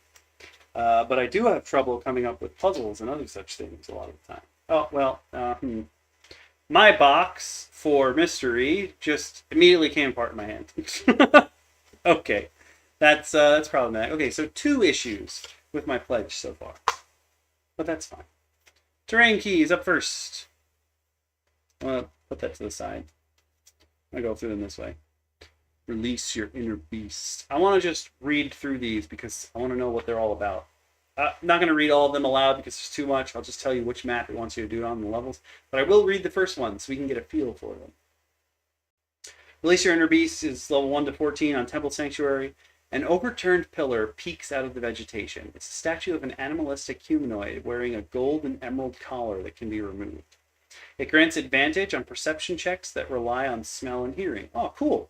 It's cursed, however, and the wearer must succeed on a constitution saving throw every time they smell blood, or they have a growing primal urge to run and hunt with their bare hands and teeth like a predator. Ooh. After 3 saving throw failures, the wearer polymorphs into a creature as determined by their level and loses control over their primal urges. The collar can be removed by casting a remove curse spell or similar. Ooh! Wait a minute. Okay, the levels 1 to 7. Okay. Brown bear, then an owl bear, then a giant crocodile, then a giant ape. But if you're 10 or higher, you turn into a rock! That's crazy. Okay, so it's just like something weird is happening, but each of them may be something different. Like you might get an item that messes you up, or you might get something else. Interesting. It's not just like puzzles and stuff. Breeding bunnies, the forest stream crossing for 1 to 16. Big sort of friendly giant at the village fork, 1 to 18. You're saving a giant from a wizard. A dark friend. At the graveyard mausoleum. That's not how you spell mausoleum. From level 1 to 20. Oh, you gotta help the spirit. Oh. But there are amulets that might turn you into a zombie. That's not good. Sanguine doppelgangers. At the Demon Skull. Oh! If you spill your blood on that demon skull, demons start pouring out of the floor with your face. That's fantastic. What's that, lassie? At the sinkhole. Oh.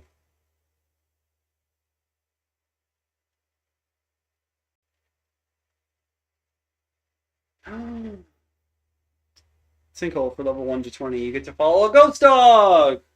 The corrupted glade in the forest glade for 1 to 20. Underage magicking. Whoop. Town gate 1 to 20. Woo. Kid stole a wand that summons demons. The underwater forest in the Fey Forest is 1 to 20. Everything's underwater.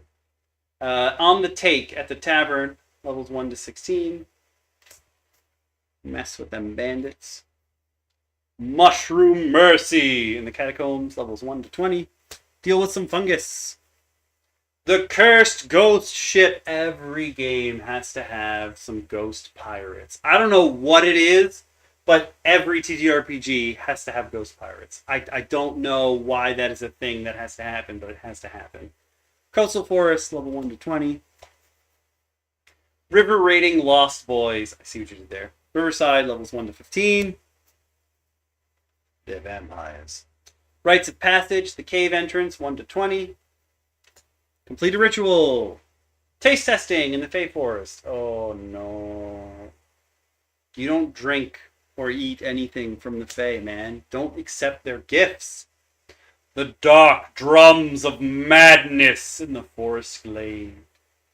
Oh, you gotta stop the witches. Oh no. Hags told Forest Valley. A charming old lady who is, in fact, a hag. You don't say. Nothing up my sleeve at the city market. This dude steals from you. Levels 1 to 13. Rude. Dinosaur wrangling at the jungle camp. Let's go. Levels 1 to 15. You help some goblins wrangle some dinosaurs. My players would absolutely fucking do that. There's nothing stopping my players from doing that quest. And if any of them watch this video, they're going to be like, yo, where are the dinosaurs at, okay? We got our goblins. We're going to make them better. Where are the dinosaurs at? Unfinished business. At City Market. Levels 1 to 14. You help a ghost, but you don't know she's a ghost until the end, like that episode of Supernatural. The Arachnid Altar. The Dungeon Cult map, levels 1 to 15. Let's go Held Wall. Impact Site, Impact Crater, levels 1 to 20. Ah. A black dragon comes up. Bro, that is a god's testicle, okay? I'm not... That's no black dragon thing. No. Fiendish Fire. Hilltop Ritual, levels 1 to 20. Champion of the White Temple Sanctuary, levels 1 to 20. Don't blood oath random strangers. That's weird. The Globe of Gazing in Column Canyon. Column Canyon sounds like a level out of Sonic the Hedgehog. For real, though. A Frantic Familiar at the Mountain Temple. Levels 1 to 10. Yay! Save the Wizard! Mr. Weezer. A Pack of Smokes. The Dungeon Cult. Oh, that seems easy. 1 to 16. Till Death Do We Argue. Canyon Pass. Levels 1 to 15. Oh my god. You can get possessed by ghosts and then have them fight through you. You know who would never be okay with that? DM Bacon, because that boy hates PvP in D&D. Sweet Scent of Sleep in the Fey Forest, levels 1 to 10. Bro, do not accept the gifts of the Fey, okay? Don't do it. And finally, the Flea Market Marauders. Cave Entrance, levels 1 to 10. Okay, so I thought it was all going to be puzzles and stuff, but it's not really puzzles.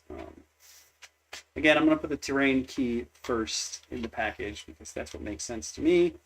I will probably put some tape on this box to keep it together. So if you give me 1 second, I'm going to put some tape on the side of this box.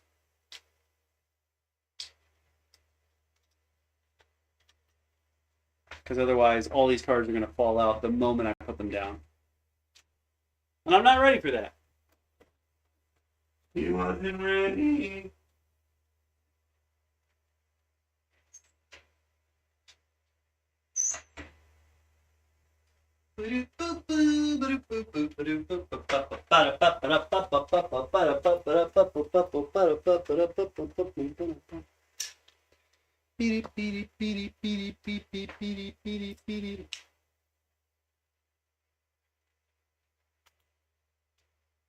Oh, it didn't work exactly the way I wanted it, but I'll take it. It's fine. It'll stay closed well enough. Yeah, that's all I really needed to do. Boop. Next up, we have Monsters. Deck 1.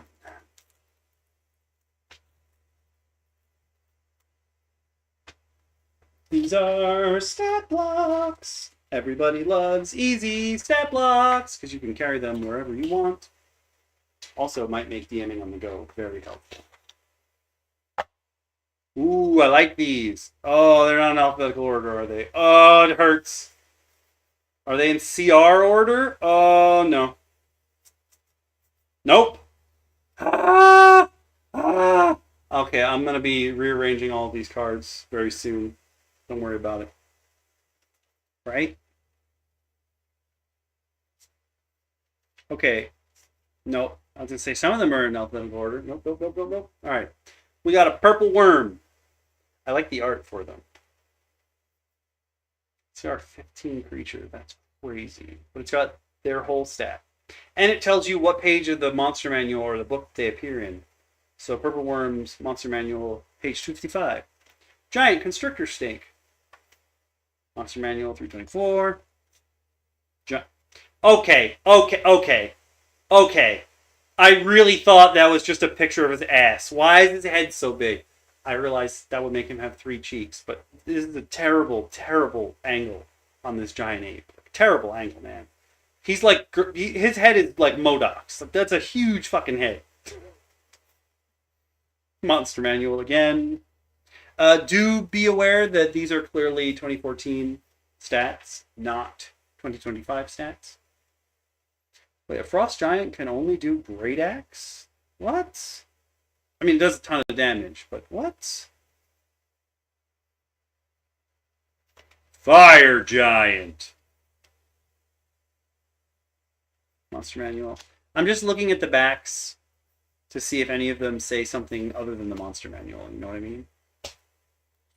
Awakened Tree! Adult White Dragon! Obviously, these aren't going to have Fizzbomb stats, I don't think. Damn, 12d8. That's cold. Ice Walk! Adult Red Dragon. I wonder if it's going to give us all the dragons. Adult Black Dragon. Like all the life stages of the dragon. Will it have Great Worm and stuff? The Marrow, which everyone forgets about. But they are scary, scary dudes. Manticore.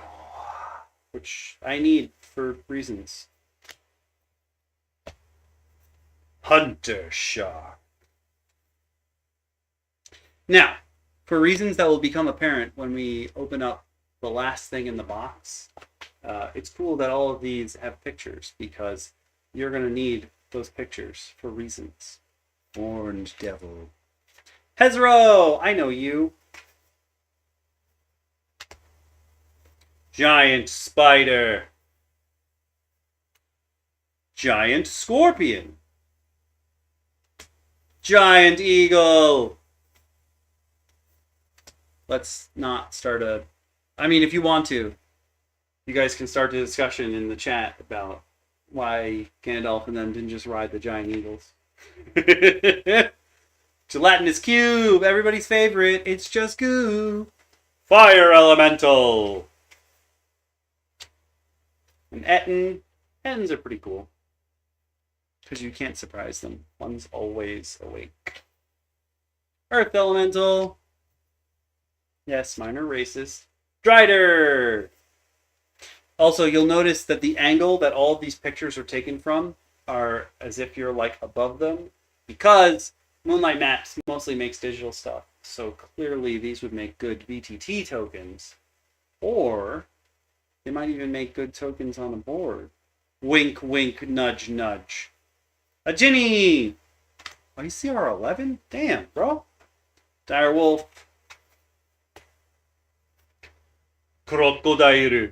Oh, I could have used this when we were talking about Mother's Envoy.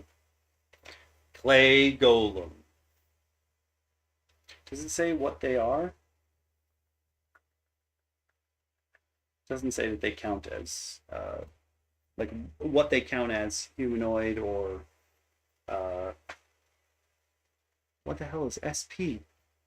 What is SP? I don't even know what that is. Is there a... What is SP? What is that? Do they all have SP? They do. What am I missing? I don't know what SP is, and some of them have SWI. What is that? Chool. I don't actually know what a chool is. Chimera. The better Manticore, really. Centaur! Bullet. I have not made my party run into bullets yet. I know they're supposed to be like angry all the time, but I'm pretty sure no bullet, even if they're angry all the time, is stupid enough to attack a full party plus like goblin regiment in one go. Like, they would have to come after them separated.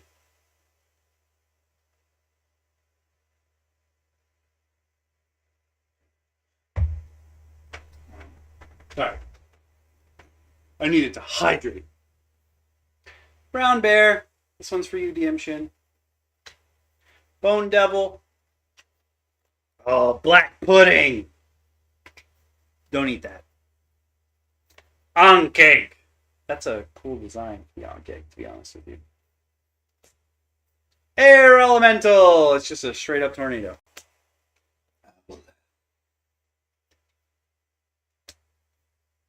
Zombie. Wraith. Wolf.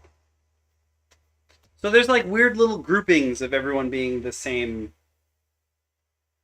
letter. Interesting. White.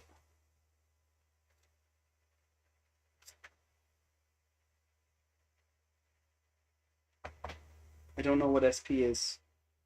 If someone knows what they mean by SP or SWI, let me know. White Dragon Wormling. Oh, maybe we will get the full life cycle. Werewolf. Were Tiger. Were Rat. Were Boar. That's a cool design, actually. Veteran. Vampire. Damn, a regular vampire CR 13? Jesus. Tribal Warrior. That seems, I don't know, slightly racist. Thug. Why is a thug better than a tribal warrior? Swarm of spiders. Most players' worst nightmare. Swarm of rats. Not as scary. Not nearly as scary. Swarm of quippers. Honestly, the swarm of quippers like almost took out our whole party in DM Bacon's campaign. There was just a whole bunch of swarms of quippers, and they were beating the absolute tar out of us. Succubus. Very interesting choice. Not even from the top down to be like, look at them titties. Very interesting choice. Spy. I do like that spies have different stat blocks than other folks. Spectre. My party, I don't think, has ever actually run into a Spectre. They run into a Wraith, but not a Spectre. Skeleton. Shadow. Sea Hag. It's a wet bitch. Scout. Satyr. Sorry. Sahagwin. Wouldn't it be Sahwagin? Everyone I know says Sahagwin, but it should be, at least the way it's written, it's Sahwagin. Interesting. Red Dragon Wormling. Rakshaza. Priest. Doppelganger. Deva. Deva's only CR1? A little more powerful than that. Cultist. Cult Fanatic. Chain Devil. Orc. Noble. What's up, normal dude? Oh, sorry.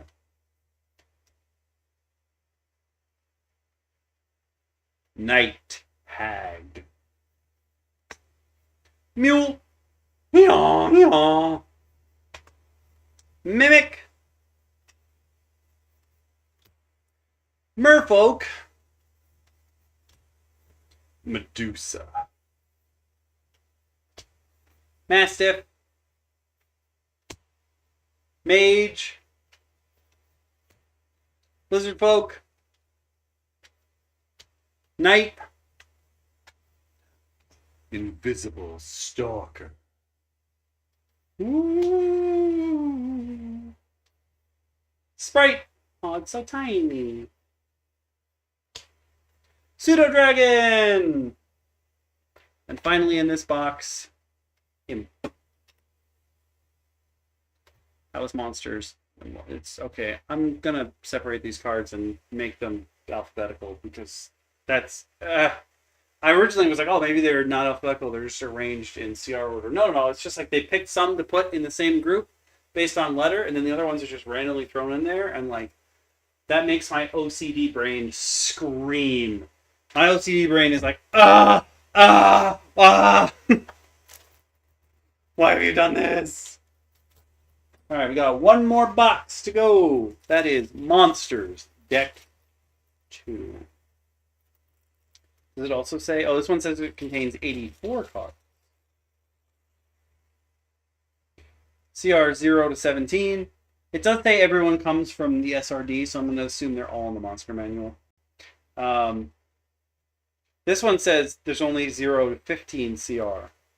And this one's 0 to 17 CR. But I'm going to arrange them alphabetically because that's who I am as a person. Let's pop these bad boys open. Speaking of the Rock, naturally, our party, we met a Rock in DM Lucar's campaign, and it has been since renamed Dwayne. For obvious reasons. Name all your rocks, Dwayne, please. Please, do it for us. Triceratops! I'm not gonna lie, I was hoping the next card was gonna be Mastodon, Pterodactyl, Triceratops. Saber-toothed Tiger! Should have been the next one. Tree Ant. Storm Giant. Stone Giant. They were pretty low on the org name. Remoras. I think Remoras are really, really cool creatures, but I've never actually seen someone run a Remoras. Mammoth. That was a terrible mammoth impersonation. Hydra. Not to be confused with a false Hydra. Hill Giant. Giant Shark. Giant oh, son of a bitch. I didn't know there were giant crocodiles.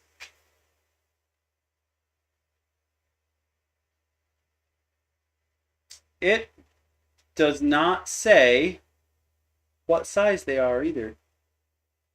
Well, a regular crocodile is large, so giant crocodile has to at least be huge. What is SP?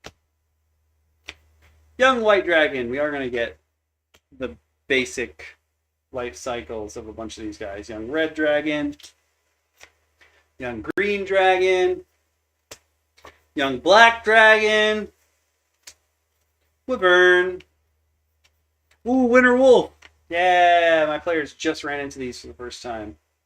Does it say on here what languages it speaks? Nope. So Winter Wolves can actually speak. They can speak Giant as one of their languages. And so my players ran into a whole bunch of Winter Wolves, and they fought them because they were the mounts of these elementals. And then when all the elementals were gone, one of the wolves started speaking in Giant to our Goliath. And the rest of the party was like, that sounds like language. And the Winter Wolf had like asked what the party was doing there. And the Goliath answered him. And my party was like, you could speak the whole time? And the Winter Wolf was like, well, I mean, I can speak to some people. I can speak to everybody. Nobody asked if I could speak. Y'all just attacked, so... Water Elemental. War Elemental would be pretty cool, though. War Horse. A Vrock. Unicorn. What a beautiful unicorn. Troll in the dungeon. Thought you all to know. Stone Golem. That's a weird looking stone golem. Kind of like that, though. Make him weird. Spirit Naga. Oh, he's got some spells. Cool. Shield Guardian. Shambling Mound. That's the first time I've seen them with, like, a face. Usually it's just straight up tentacles everywhere. Salamander. I like salamanders. They're cool. Oh, there's Saber-toothed Tiger! Should have been right behind Triceratops. No, thank you. Okay. I set off Alexa again somehow. No, thank you. Rug of Smothering. Love this. I love the Rug of Smothering. Roper. Oh, one of my players' favorite creatures, the Phase Spider, which will eventually come back. Except my Phase Spider is a Fire Phase Spider, who's going to have lots and lots and lots of Fire Phase Spider babies, baby! They're coming! And my players think I've forgotten, but I haven't! Owlbear!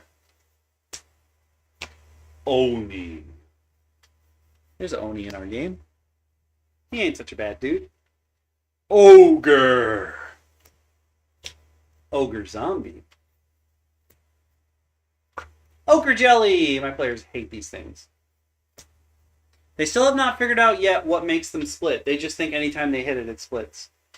I was like, you guys just all attack the same way, so, no. Minotaur.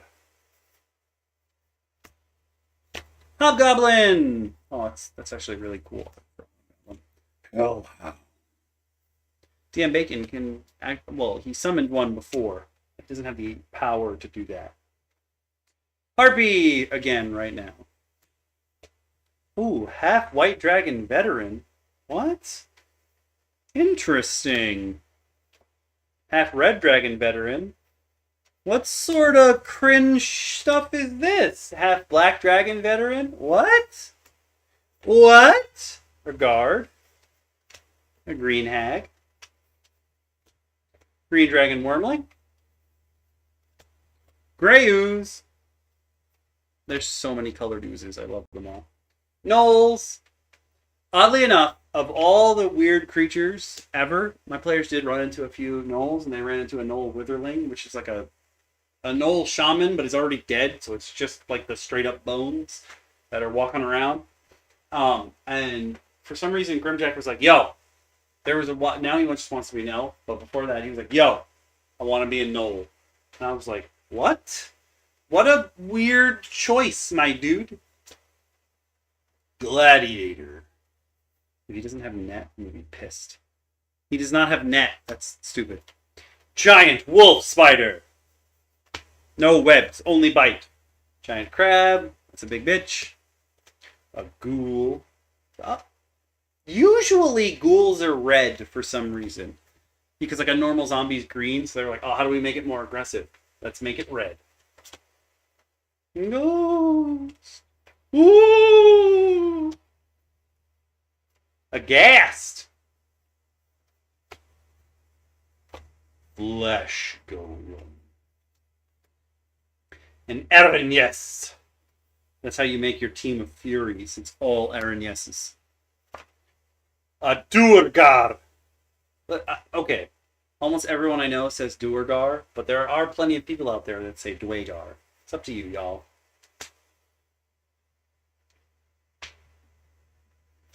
Dryad. That's a cool background. Druid. Just a straight up regular ass druid. Drow. Bugbear. Berserker. Berserker Barrage. Berserker Barrage. Bearded Devil. I just heard my phone vibrate and I'm like, what do you guys want? Basilisk. Barbed Devil. Bandit. Oh, look at that. Equal opportunity non-employer? I don't know if you actually get, if it counts as you being employed if you're a bandit. You know what I mean? Bandit Captain. Aether. My players just fought alongside two Aethers. And one of them is dead. One of them is probably about to die. Assassino. Archmage or Archmage, depending on how you want to. Whoa, he's level 12. Jesus, CR 12. Yikes. Animated armor. My players have one of these. It's not very strong, but he will protect their base. An Acolyte. Damn, look at his shiny ass head. That's Mr. Clean right there. Whoops. Anyway. Giant Rat! That's a ROUS, baby. Giant Centipede. The way that they drew him on here makes him look very small. I mean, for a centipede, it's huge no matter what. But Flying Sword. And like this one, by comparison, makes the sword look so big. A Dretch? I don't even know what that is. Oh, he could fart real hard, whatever he is. Deep Gnome. A Svirfneblin. Octopus. Magmin. Kobold. Ice Mephit. Goblin. Can't believe we had to go all the way to the bottom to get to Goblin. Jeez. Will-O-Wisp. That's really cool art. And finally, the Sturge, which my players know very, very, very well. Not only have they fought tons and tons of regular Sturges, they've also met weird corrupted Sturges too. And those were all the monster cards in there. Now, the reason why I said it's super cool that the art is on these cards is because there's one last thing in the box that we're going to go over. And if the maps themselves did not sell you on Moonlight Maps Atlas, I think what is going to sell you are the creature tokens. Okay? Let me just hydrate real quick.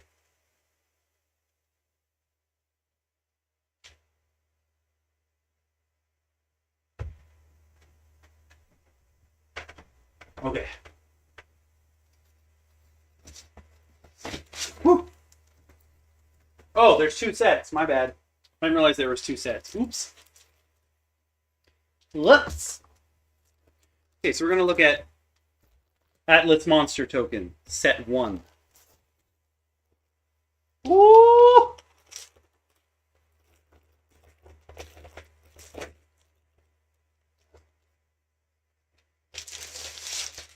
Look at these tokens. These tokens are amazing. So, it's 4 cardboard things. But I think every one of those creatures that we just went through, some of them there's even duplicates of. Look, there's different versions of the tokens.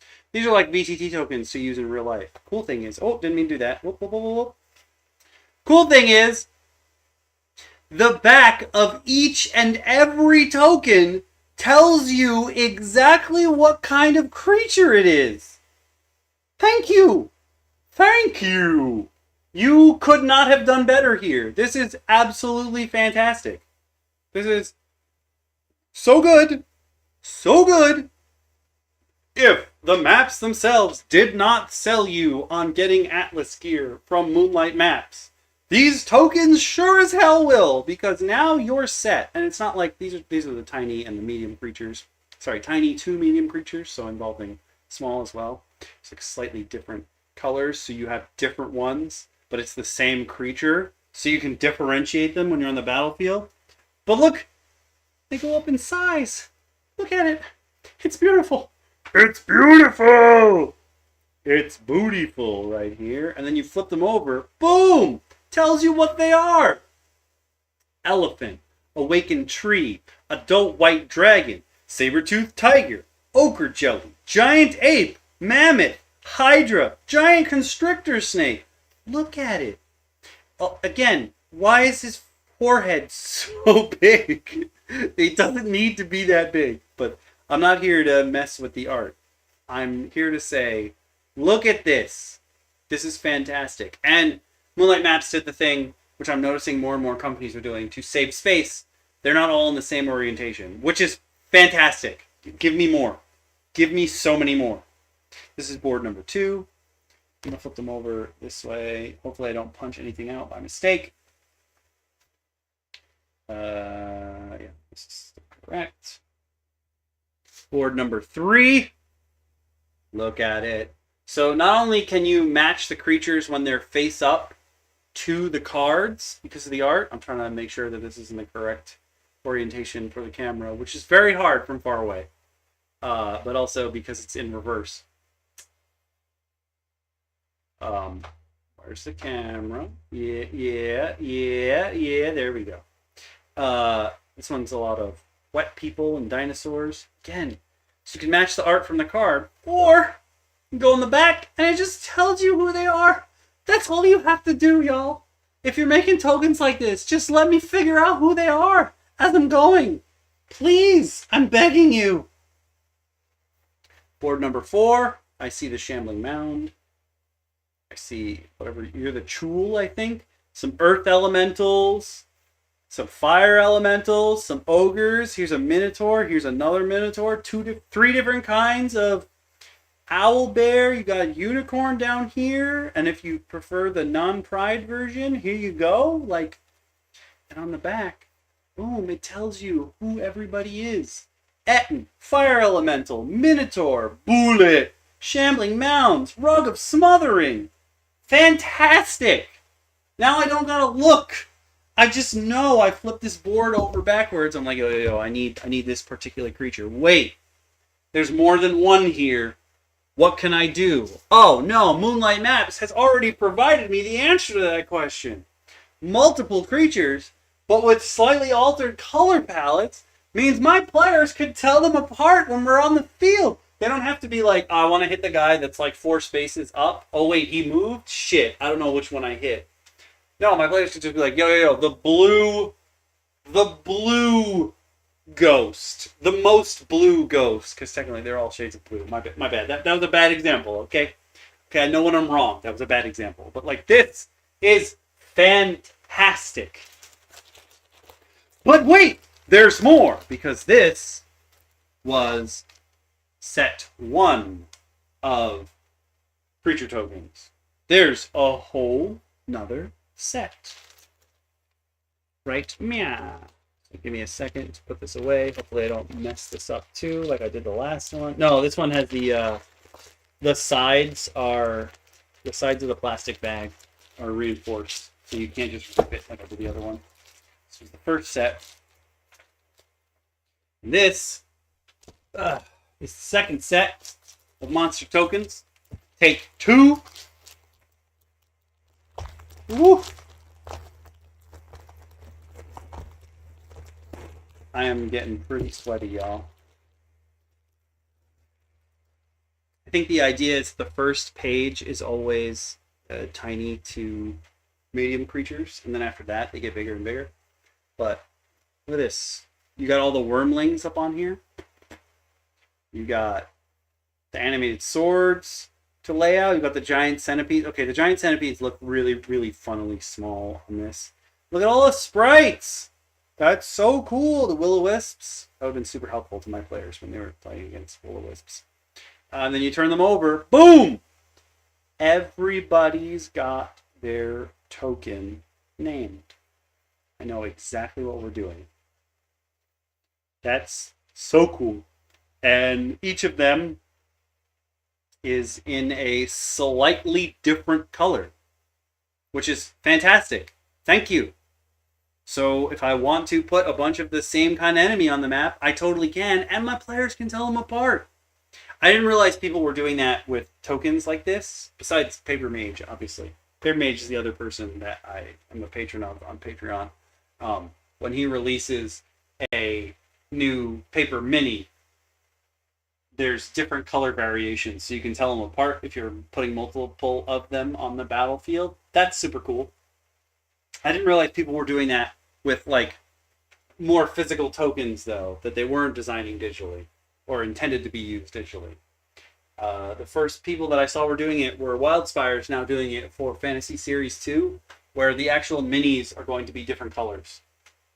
Like, if it's a mini that there's 4 of in each group, then one will be like regular gray, and then there will be a blue and a yellow and a red one.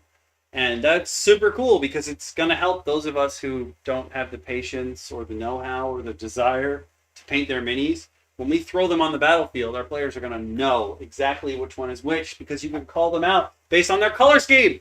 And that's fantastic! So here we go. Some more dudes. These look like a lot of giants and some horsies. Oh, an autumn tree ant. That's so pretty. And you flip them over. Boom. All of their names are there. Thank you. Oh, I skipped over the dragons, though. Look at these big boys. Okay, the dragons. The dragons there's only one of in their adult forms. And it's basically the same dragon, but different colored every time. And that's kind of whack. Because, like, all the dragons have different features. And I'm not saying we have to go into, like, 2024 rules category or, like, description category where the dragons have, like, totally different physical features. We don't have to go that far. But, like, they're based on different kinds of dragons, different mythologies dragons. We don't have to go that far, but you could at least differentiate them physically a little bit. Next up, we have this one. Oh, Winter Wolves. Hell yes, dude. Love me a Winter Wolf. We got some young dragons, probably. I don't think these are wormlings, because wormlings are really, really small. These must be the Hezros. Yeah! Black pudding. Wait, what's the black puddings? They're like different kinds of variations of goo. That's good. Oh, this wind elemental could also be a fire elemental. That's neat. The Onis. I like them. But I also love that they put their names on the back of the minis. On the back of the token. Come on, man. This is perfect. This will save me so much trouble. It will also save me so much trouble when I'm adding them to my list of... I have a list of minis and tokens and like where to find them, because I have so many creature tokens, so many minis at this point, that if my guys aren't in a easy to cycle through binder, I have a list of them and where they are, so that I can't possibly use all of them at the same time. If my friends need minis for games that they're running, they can borrow them from me. Like, I basically have a lending library sort of idea set up. And this is going to help me catalog these minis so easily. I just flip the thing over and I'm like, blah, blah, blah, blah, blah. And I can write exactly what board they're on, so I can just pop that bad boy out to hand to people. And here is the final tokens page. Or tokens board, rather. Flip it over. All of their names clearly labeled. This is so simple, so easy to use. It's going to help so many people running their games in the future. Oh, so like I said, if Moonlight maps, if the maps aren't what get you to buy stuff related to the atlases, these token boards are gonna save you so much time and energy. And that's fantastic. That's what I want to see. That's where I want to go. Like, thank you. This is great. And also, again, I'm gonna come back over there in a second. And by over there, I mean I'm gonna come to the other camera in a second, because we're done. We made it all the way through. Ooh. An Atlas Volume 1 Deluxe Edition pledge. And I wouldn't be here doing this without all of you. So, thank you. This VOD will stay up on Twitch for the 2 weeks until it gets automatically taken down. But it will stay up on YouTube, and there will be timestamps later on. Once I get some time to edit the timestamps in, there will be timestamps. But again, I want to say thank you to everyone who supported me in all of this. I want to say thank you for y'all voting in this month's stream, the thank you stream, for me to get through this, because this stuff is gonna do wonders for me DMing. This is all easy stuff I can take with me when I go places to DM things. This is just easy stuff for me to reach into and grab, and I'm ready to go. This is fantastic, and it's been sitting in my house for definitely over a year. I just haven't had the time or the energy or what have you to unbox it. And you guys putting your votes in to be like, yo, I think you should unbox this. Thank you. That was a little bit of a push that I needed. So again, I want to say thank you to all my, for lack of a better term, monetary supporters. So this is all YouTube members, all Twitch subs, all people on Patreon. Thank you. I can't even say actually all monetary supporters, because some of you are in the free tier, and that's totally fine. You will know when I make posts, and you will get information. A lot of stuff I hand out is free anyway, but different tiers give you different rewards. But again, I just want to say thank you to everyone. So I'm going to read out your names again, just so we're clear. We're going to start with the respected hunters, because you guys are the top of the pack right now. So that's DM Bacon and Dex Chinoite. Like, both of you are fantastic, wonderful people. because I know both of these people in real life. And like the fact that you're here every month putting in for the respected 100 tier just to show like a friend's support means a lot to me. Thanks. Next up are the members of the pack and the Twitch subs. They're basically the same because I only recently found out that Twitch upped the price of Twitch subscriptions. So you're at the same level. And again, if you're a Twitch sub, you are technically a member of the pack, which means you should be getting access to the repository, and you should be getting access to the D&D PGN list. So if you want that, hit me up on Discord or through private messenger or comment on this video or whatever video while you're a member of the pack, and I will get you those links. If you do it on Twitch or Patreon, then you'll have to hit me up directly because I don't think I can send it to you. If you become a YouTube member of the pack, you get these links sent to you automatically. You actually get these links sent to you automatically if you do it on Patreon as well. It's just Twitch subscribers. Hit me up in some way, shape, or form if you want access to that stuff because you are owed it. I'm going to read out members of the pack from YouTube first. There's only one. It's DM Roundtable, who is here every Monday for DM Roundtable. There will be an episode of DM Roundtable on Monday. And we're going to be going over some articles. The thumbnail and the preview only have 2 articles that we're going to go over, but I know DM Shin has another article he wants to go over. He didn't send it to me earlier, so I didn't put it in the thumbnail. Now we're going to read off the Twitch subs, of which there's a few more. Awaz Chilean, Awaz is now like the DM Roundtable, the streaming QA department. Awaz buys all our stuff from the Redbubble shop. Like, I can't thank her enough for how much she's done for the channel, for all the channels, and for DM Roundtable. What a great audience member we have. And she's a mod on Twitch too, so don't cross her. Then there's DM Shin, who you all know and love. He's also here just about every Monday for DM Roundtable. There's Iron Fist Albert. If you're not watching his content, go watch his content because I'm 1000% sure in the time I have been streaming, he has uploaded at least 6 more videos because that's who he is as a person. There's Ninja Man 593. Dex, again, bro, you are just everywhere. You don't need to do all this stuff for me, but you do. Fox and 8, who is in the Discord. DM Lakara again popping up. Girl, you doing too much. Rude Boy Mike, Elite Zero Wolf, The Engineer, but it's spelled weird. Nanar91, Citizens App, Major Grim, who all of you know and love as your boy Grimjack.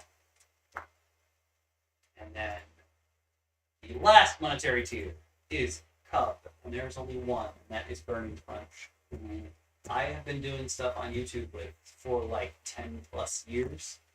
And we just had a conversation. He was like, yo, I got a goal for next year. We're going to collab in person. And I'm like, oh, shit. Oh, shit. So, yeah, I'm looking forward to that. I'm 100% looking forward to us collabing in person finally after all these years. And then there is a free tier on Patreon, which will get you access to all the free posts I make. I make a lot of free posts. And you'll get notified when I'm making other tiers posts, so you can maybe bump up your status if you want to. Nobody's forcing you. I'm so happy that there are 6 people who just want to know what's up. So there's Ira Descenzia, Pedro Flores, DM Shin again, Kumira, who is someone that we used to play Rumble Fighter with, me and Grim, way back in the day. On her Patreon, she makes Sims content, but she has helped me with a ton of Rumble Fighter tutorials that I used to make back in the day. And there's Ali, and our newest free tier patron is Nazcobs. It's got exclamation points, so I gotta add some emphasis on that. But yeah, without you guys and everyone else who watches these videos, watches these streams, I wouldn't be here. So again, thank you so much.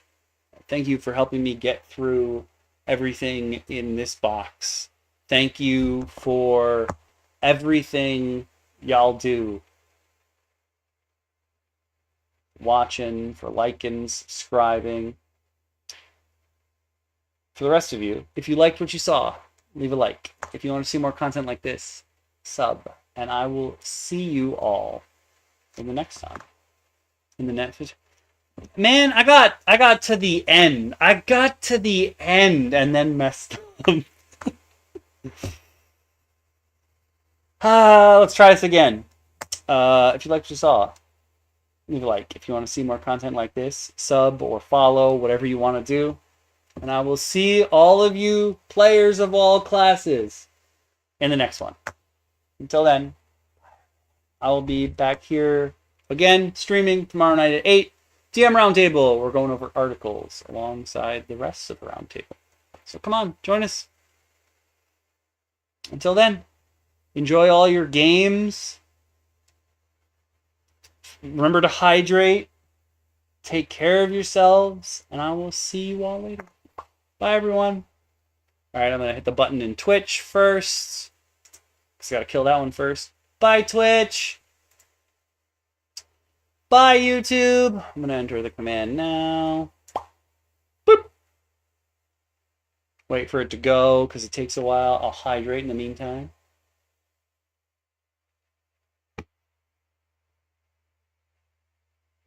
This tropical 7-Up is just like 95% mango. If you like mangoes, tropical 7-Up is for you.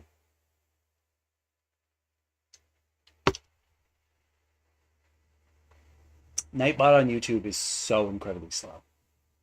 Thank you. With that, we are ending the stream. Hi, everyone.